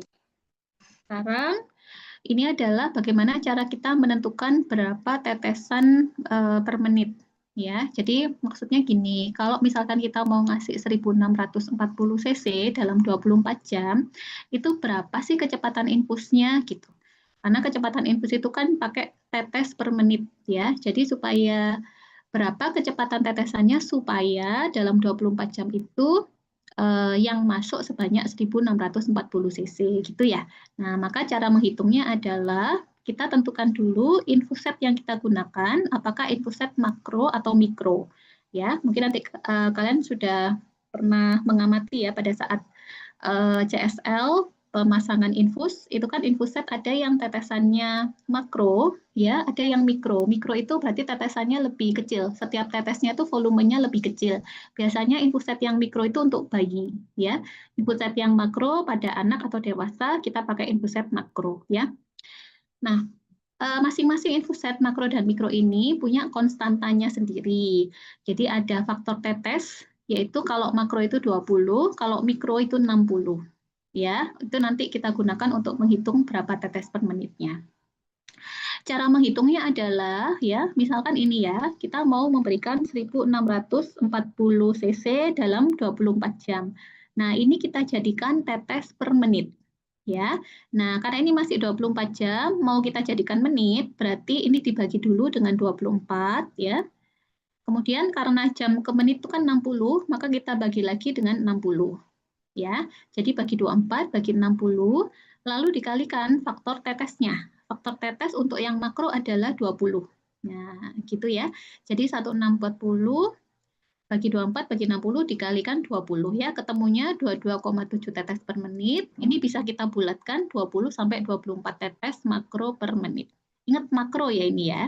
Misalkan infusetnya adalah mikro, ya, sama ngitungnya dengan ini, tapi dikalikan faktor tetesnya adalah mikro, yaitu 60.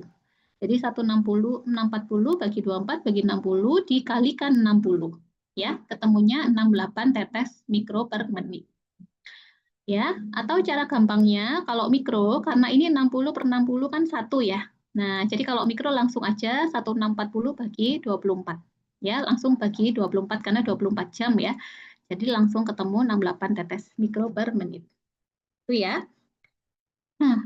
Nah, tadi kita sudah tahu berapa kebutuhan cairan dalam sehari dan bagaimana menghitung kecepatan tetes per menit. Nah, sekarang adalah cairan apa yang kita gunakan, ya, jenis cairannya. Karena kita tahu cairan infus itu kan banyak, ya. Nah, bagaimana kita memilih jenis cairan yang tepat untuk bayi dan anak, ya. Ketentuannya adalah kalau pada bayi usia 1-3 hari, kita menggunakan cairan D10% atau D5%. Boleh milih salah satu ya. D10% boleh, D5% boleh. Tapi kalau kita lebih prefer D10 ya. Kalau ada D10 kita pakai D10%, ya. Kalau bayi usia di atas 3 hari sampai 3 bulan, kita pakai CN 10%. Ya, CN 10% ini adalah D10% 1/5 NS atau D10% 0,18 NS. Jadi sama aja, nanti kalau kalian lihat di kemasannya, itu tertulis D10% 0,18 NS. Ya. Kemudian kalau anak usia 3 bulan sampai 3 tahun, kita pakai D5% 0,225 ns atau D5/4 ns atau kita sebut C14. Ya, untuk usia 3 tahun sampai 5 tahun pakai D5,5 ns atau D5% 0,45 ns atau C12. Ya, kalau di atas 5 tahun pakai D5 ns atau D5 0,9% ns atau C11. Ya, ini nggak mau harus dihafal ya.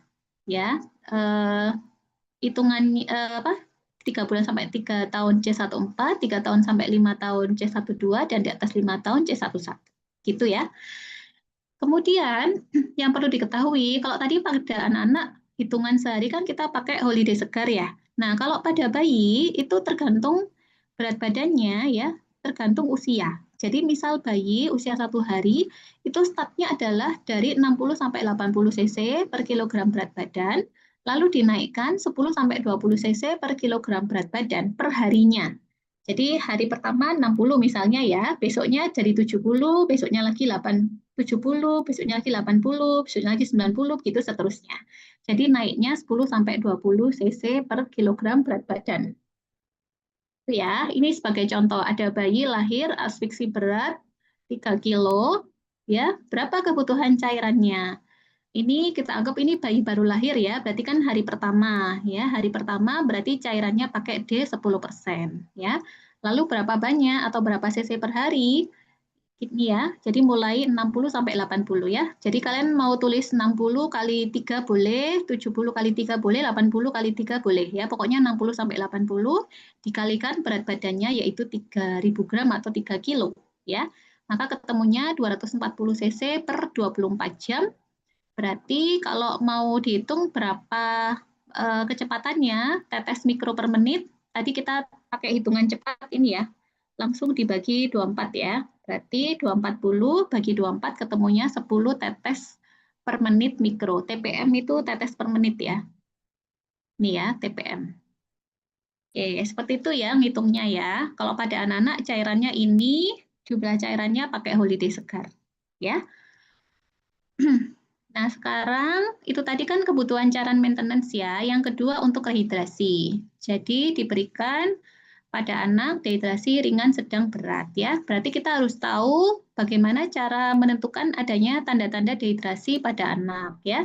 Kalau anak yang dehidrasi, maka kita bisa lihat dari keadaan umumnya, bisa lihat dari matanya, bisa lihat dari keinginan anak tersebut untuk minum, dan turgor kulitnya ya.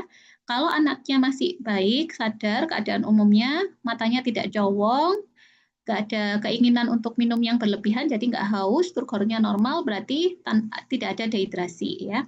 Entah itu diare, muntah, atau loss cairan yang lainnya ya. Kalau kayak gini berarti masih normal, tidak ada dehidrasi.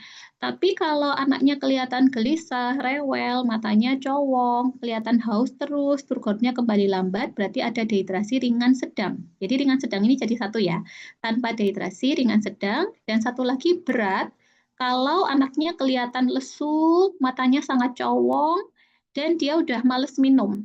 Jadi udah nggak mau minum ya, turgornya kembali sangat lambat. Itu berarti sudah dehidrasi yang berat. Nah, kita perlu menentukan derajat dehidrasi supaya bisa menghitung berapa cairan yang perlu kita berikan pada anak tersebut ya, dan jenis cairannya. Ya. Kalau dehidrasinya masih ringan sedang, kita bisa ORS. ORS ini adalah oral rehydration solution. Jadi kita berikan rehidrasi secara oral, itu masih bisa kalau dehidrasinya ringan sedang ya. Selama anaknya masih bisa minum. Jadi dia nggak ada muntah yang berulang ya. Nah, itu pemberiannya adalah sebanyak 75 cc per kilogram berat badan dalam 4 jam. Ya, ini ya. Jadi diberikannya, diminumkan selama 4 jam.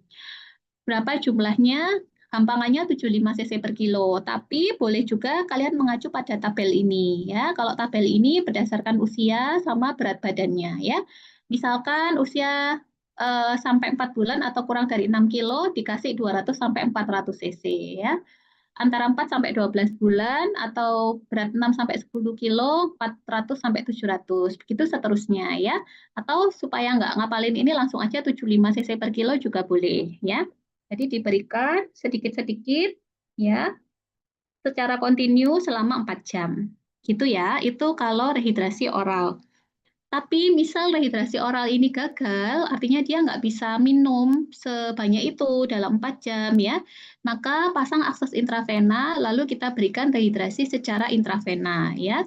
Kalau intravena, cairannya bisa pakai KN3B atau KN4B. Jadi isinya ini cairan dan elektrolit ya untuk mengganti cairan. Diberikan sebanyak 70 cc per kilo, diberikan dalam 3 jam. Ya, itu untuk dehidrasi ringan sedang. Jadi ada batasan waktunya yaitu dalam 3 jam. Kalau dehidrasi berat, kita berikan 30 cc per kilo, diberikan dalam 1 sampai 2 jam. Cairannya untuk dehidrasi berat adalah ringer laktat atau ringer asetat. Ya, perhatikan ya. Jadi berbeda jenis cairannya, berbeda jumlah cairannya, dan berbeda durasi untuk rehidrasinya. Ya. Ini sebagai contoh, ada anak dehidrasi ringan sedang dengan berat badannya 15 kilo. Ya. Bagaimana kita memberikan cairan pada anak ini? Pertama, kita sudah tahu dehidrasinya adalah ringan sedang. Lalu yang kedua, kita sudah tahu berat badannya adalah 15 kilo. Ya. Nah, karena dehidrasi ringan sedang, maka kita berikan 70 cc per kilo. Berarti 70 dikalikan 15, yaitu 1050 cc diberikan dalam 3 jam. Ya. Cairannya adalah berupa KN3B atau KN4B. Ya. Nah, 1050 dalam 3 jam berarti ini kita bisa hitung kecepatannya ya, berapa tetes per menit. Berarti karena ini 3 jam, berarti 1050 bagi 3, kemudian dibagi lagi 60, karena dijadikan menit ya.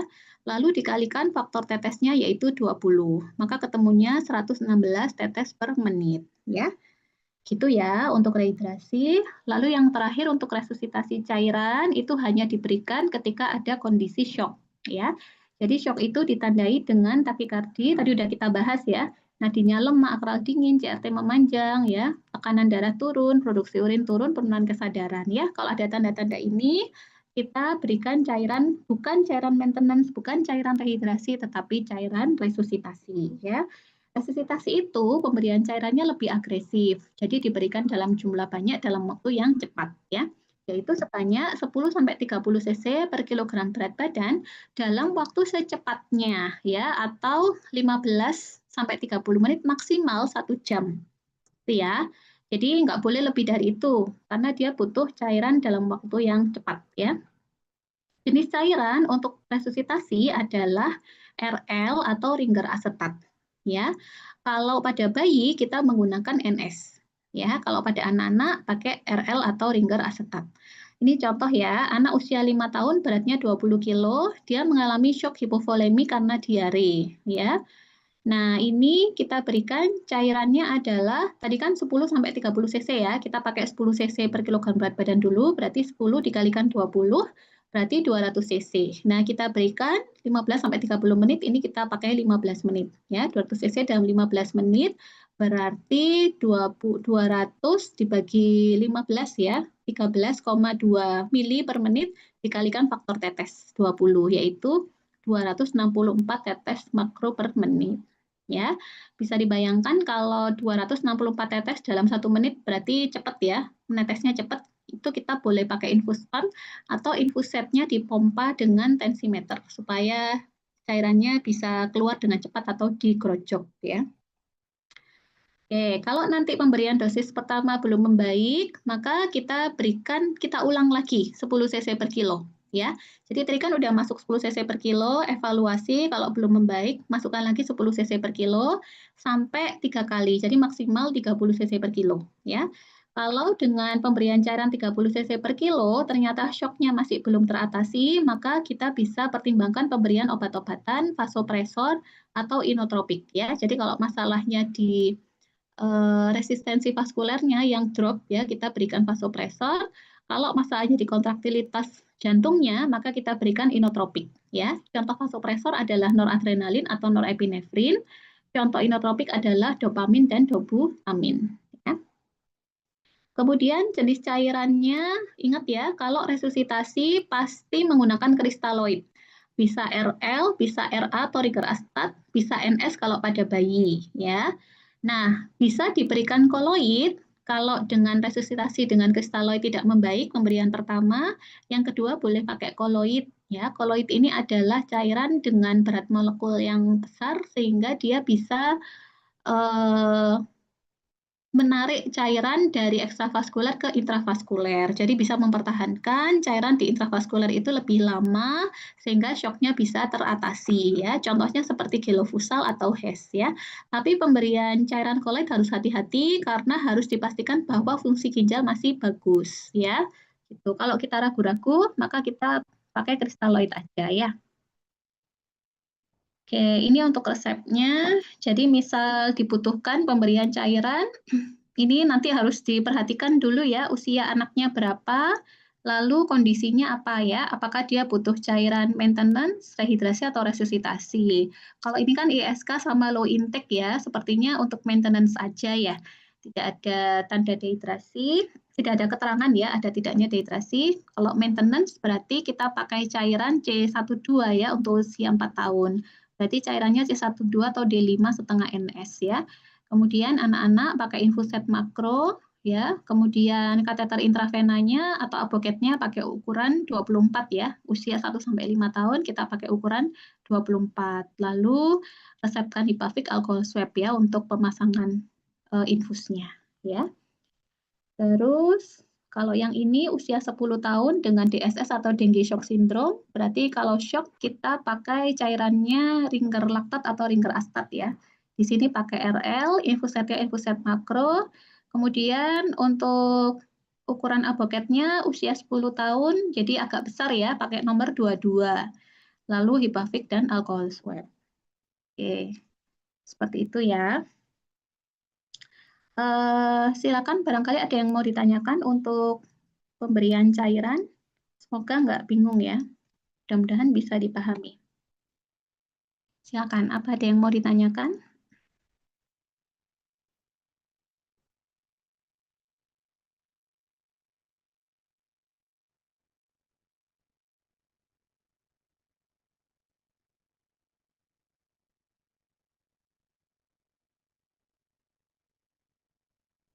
Belum ada pertanyaan? Mungkin masih belum, dokter. Belum ya? Oke.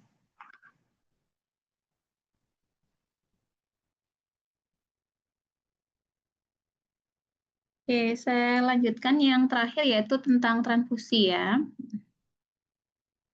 Nanti misal ada pertanyaan langsung aja ya, Dek ya. Kalau ada yang nggak jelas, saya takutnya kecepatan jelasinnya ya. Baik, dokter. Oke. Yang terakhir adalah tentang transfusi ya.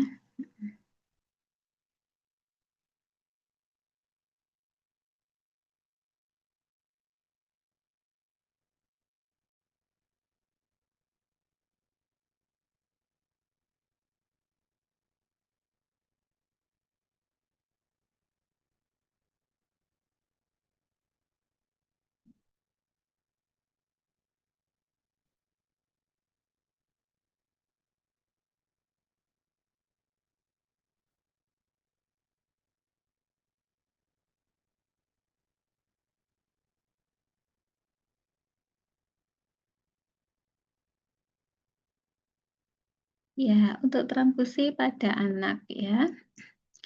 Transfusi darah itu merupakan tindakan medik yang bertujuan untuk mengganti komponen darah yang kurang ya. Biasanya anak-anak yang butuh transfusi ini adalah anak-anak yang dirawat di ruang rawat intensif, kemudian yang akan menjalani prosedur pembedahan jantung atau tindakan operasi jantung, atau anak-anak dengan penyakit herediter yang membutuhkan transfusi rutin, misalkan seperti talasemia mayor ya, dan menjalani kemoterapi. Jadi untuk kemoterapi kan dibutuhkan syarat hematologi tertentu ya, kadar Hb berapa minimal ya, trombosit berapa minimal. Nah, maka itu juga seringkali membutuhkan persiapan transfusi dulu ya. Nah, ini sebagaimana kita ketahui komponen cairan ya pada manusia, dari 100% cairan itu 8%-nya adalah darah dan 92%-nya adalah cairan lain ya. Nah, dari darah yang 8% inti kalau disentrifus ya, maka akan terpisah antara plasma dan komponen sel darahnya. Jadi 55% adalah plasma dan 45% adalah sel darah ya. Plasma terdiri dari protein, air dan bahan-bahan terlarut. Sedangkan untuk sel darahnya ini ada platelet, kemudian sel darah putih dan eritrosit ya. Untuk proteinnya terdiri atas albumin, globulin, fibrinogen, dan protrombin. Kemudian cairan komponen terlarut seperti ion, nutrisi, produk-produk hasil metabolisme, lalu gas ya. Kemudian sel darah putih komponen-komponennya ada neutrofil, limfosit, monosit, eosinofil, dan basofil. Oke ya, jadi berdasarkan komponen-komponen ini yang nanti mendasari untuk untuk pemberian produk komponen darah itu ya. Oke, nah ini untuk sistem golongan darah manusia yang paling sering digunakan adalah sistem ABO ya. Dibedakan mengklasifikasikan golongan darah manusia menjadi A, B, AB, dan O ya. Dan sistem resus juga kita gunakan, resus positif dan resus negatif berdasarkan ada tidaknya antigen D ya. Untuk pengolahan darah sendiri, ya, kalau darah utuh atau whole blood itu setelah diolah akan dipisahkan antara sel darah merah dengan plasma yang kaya dengan platelet atau trombosit. Ya, nah sel darah merah sendiri ada filtered red blood cell, ada frozen, ada washed red blood cell. Jadi antigennya dibuang ya, jadi menghasilkan washed red blood cell. Untuk platelet rich plasma itu bisa dipisahkan plasmanya sendiri ya. Plasma sendiri ada frozen plasma dan fast frozen plasma. Lalu plateletnya kita sendirikan, jadi membentuk platelet konsentrat. Jadi ini akan diberikan untuk pasien-pasien yang membutuhkan transfusi platelet ya. Jadi hanya trombositnya aja yang turun ya. Nah untuk yang fast frozen plasma akan bisa difraksinasi, jadi disendirikan ada fraksi protein plasma, ada albumin, gamma globulin, IVIG, kemudian faktor 8 ya sendiri dan faktor-faktor pembekuan lainnya. Sedangkan untuk fast frozen plasma itu kita sebut kriopresipitat itu kaya dengan faktor 8 saja. Itu ya. Nah, jadi transfusi yang bisa diberikan ada transfusi darah utuh atau whole blood ya, di mana setiap 350 mili darah utuh, nah itu kandungannya adalah full ya darah donor sebanyak 350 mili dengan kandungan HP kurang lebih 12 gram dengan hematokritnya 35-45% dan tidak terdapat faktor koagulasi. Jadi faktor koagulasinya itu tidak ada, terutama faktor koagulasi yang labil seperti faktor 5, faktor 8 itu nggak ada ya.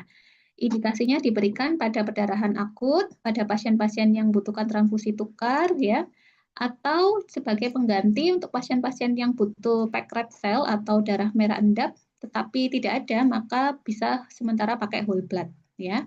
Tapi kontraindikasinya pada pasien yang resiko overload cairan, jadi dia karena dia volumenya besar ya, jadi HB-nya naiknya mungkin nggak banyak, tapi memberikan beban volume yang besar, yaitu harus dipertimbangkan ya, terutama pada pasien-pasien dengan gagal jantung ya, di mana kita harus restriksi cairan.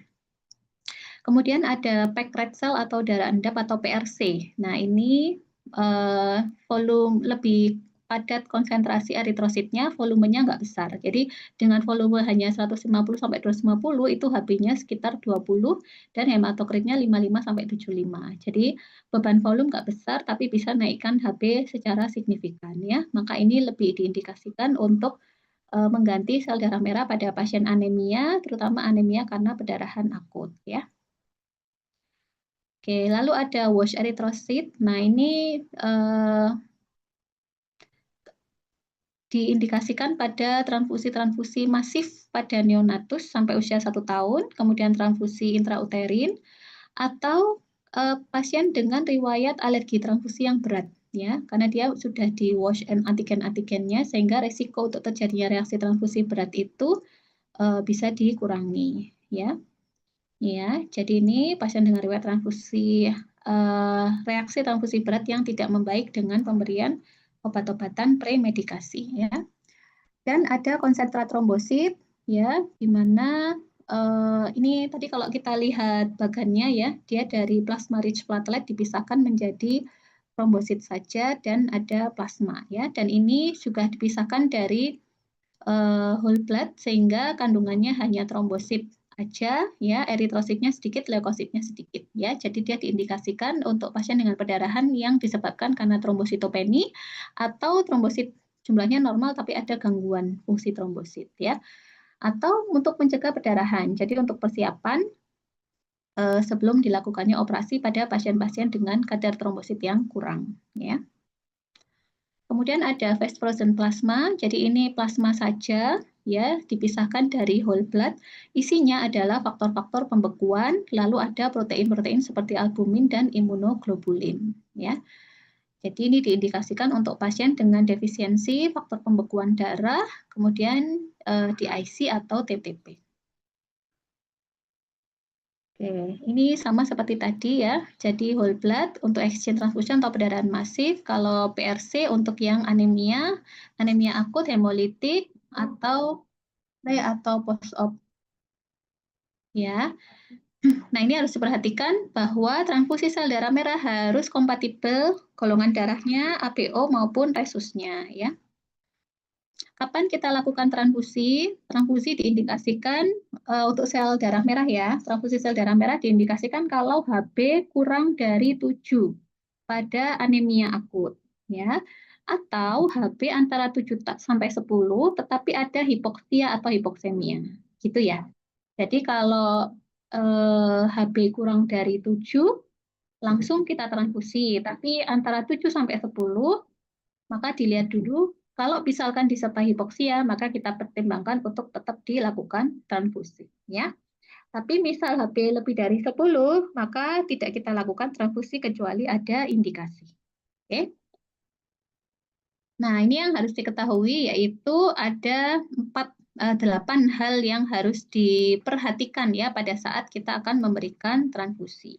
Yang pertama adalah right product. Jadi komponen darahnya harus benar sesuai dengan indikasi ya.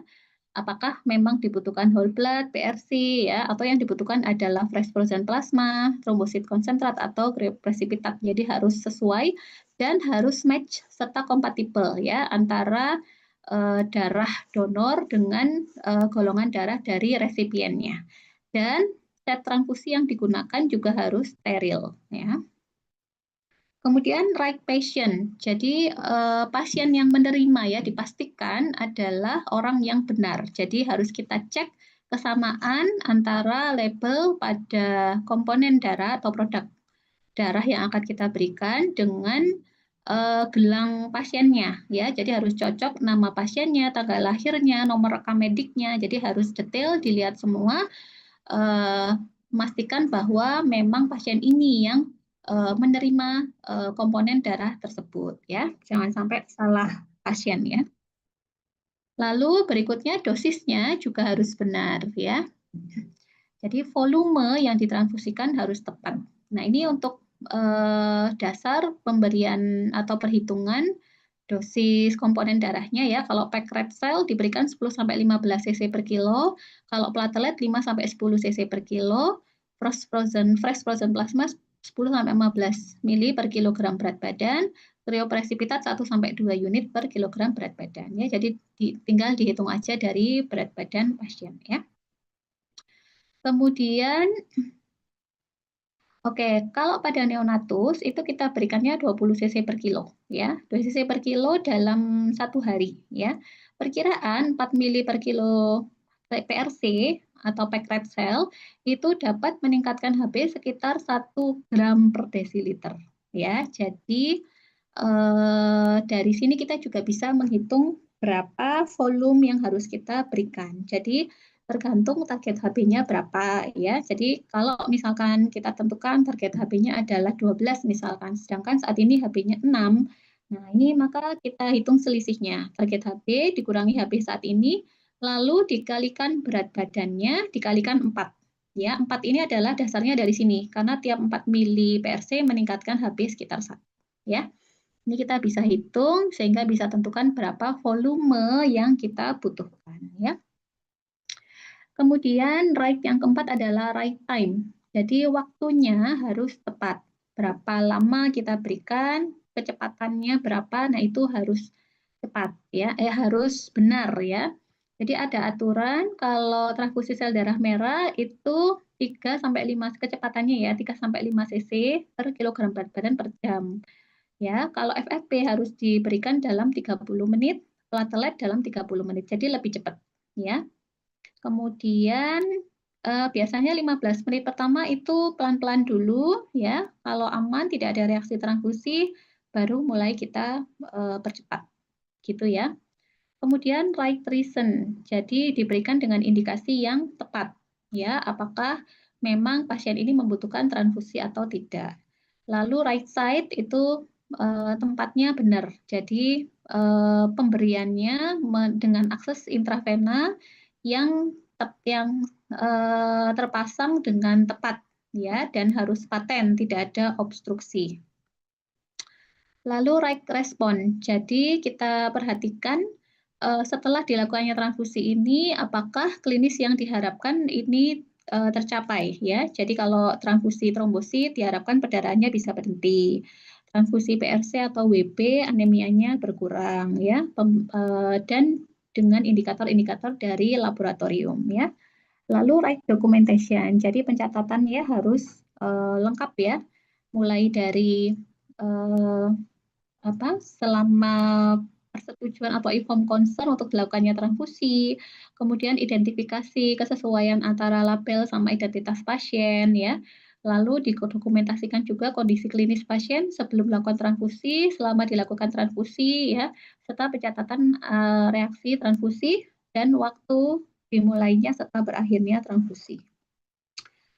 Oke ya, ini untuk checklist prosedur transfusi ya. Jadi setelah inform consent ya, maka kita persiapkan alat-alat ya, dipasang akses intravena, disambungkan dengan transfusion set ya, transfusion set atau blood set ya. Jadi bukan pakai infus set, berbeda ya antara infus set dengan blood set. Kemudian sebelum dimulai transfusi diberikan cairan dulu NaCl atau NS 50-100 cc ya. Kalau sudah baru dimulai transfusi perlahan ya, diatur kecepatan 2 mili per menit untuk 15 menit pertama, setelah itu dinaikkan kecepatannya ya. Nah, selama dilakukannya transfusi itu dimonitor tanda vital dan adanya reaksi dicatat ya. Setelah transfusi selesai diberikan NS lagi 50-100 cc baru kemudian bisa kita akhiri ya.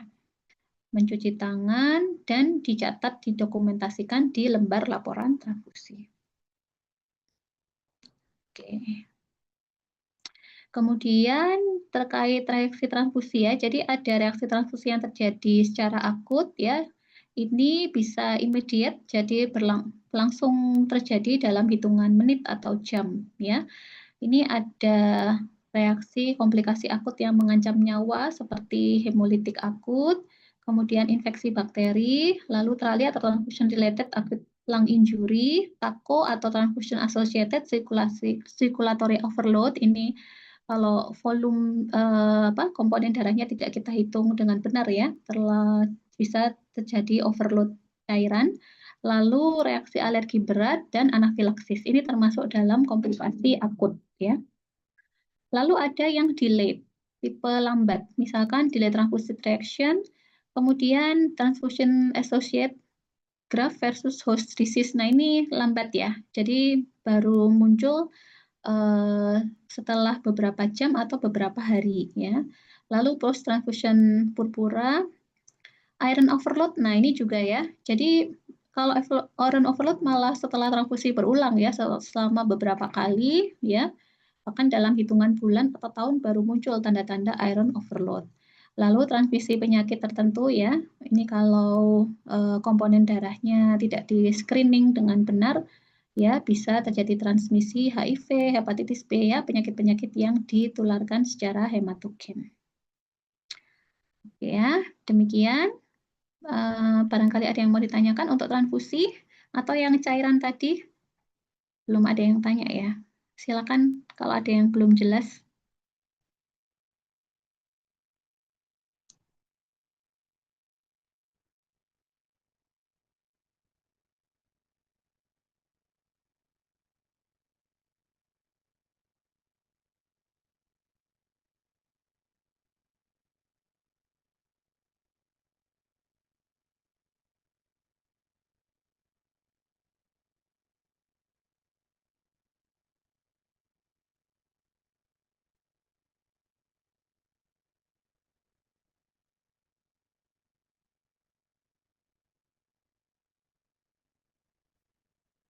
Mungkin belum ada, dokter. Tidak ada pertanyaan? Oke, kalau nggak salah ada CSL ini ya, cairan dan transfusi ya. Nah, nanti kita bisa mendalami lagi lebih lanjut ya dengan latihan kasus, bagaimana cara menghitung, kemudian menentukan jenis cairan ya, atau kalau pada transfusi, bagaimana cara menghitung volume ya, volume komponen darah yang akan kita berikan, durasinya berapa lama ya, nanti dari kita pelajari lebih lanjut pada saat CSL ya. Oke, nanti materinya saya share. Mudah-mudahan bisa dipahami ya. Kalau misal nanti ada yang kurang jelas boleh ditanyakan ya. Oke, Baik. mungkin gitu. Untuk absensi tadi sudah ya? Sudah ada yang Sampun, dokter. absen? Oke, baik. Terima kasih. Saya akhiri, mudah-mudahan bermanfaat. Wassalamualaikum warahmatullahi wabarakatuh. Waalaikumsalam.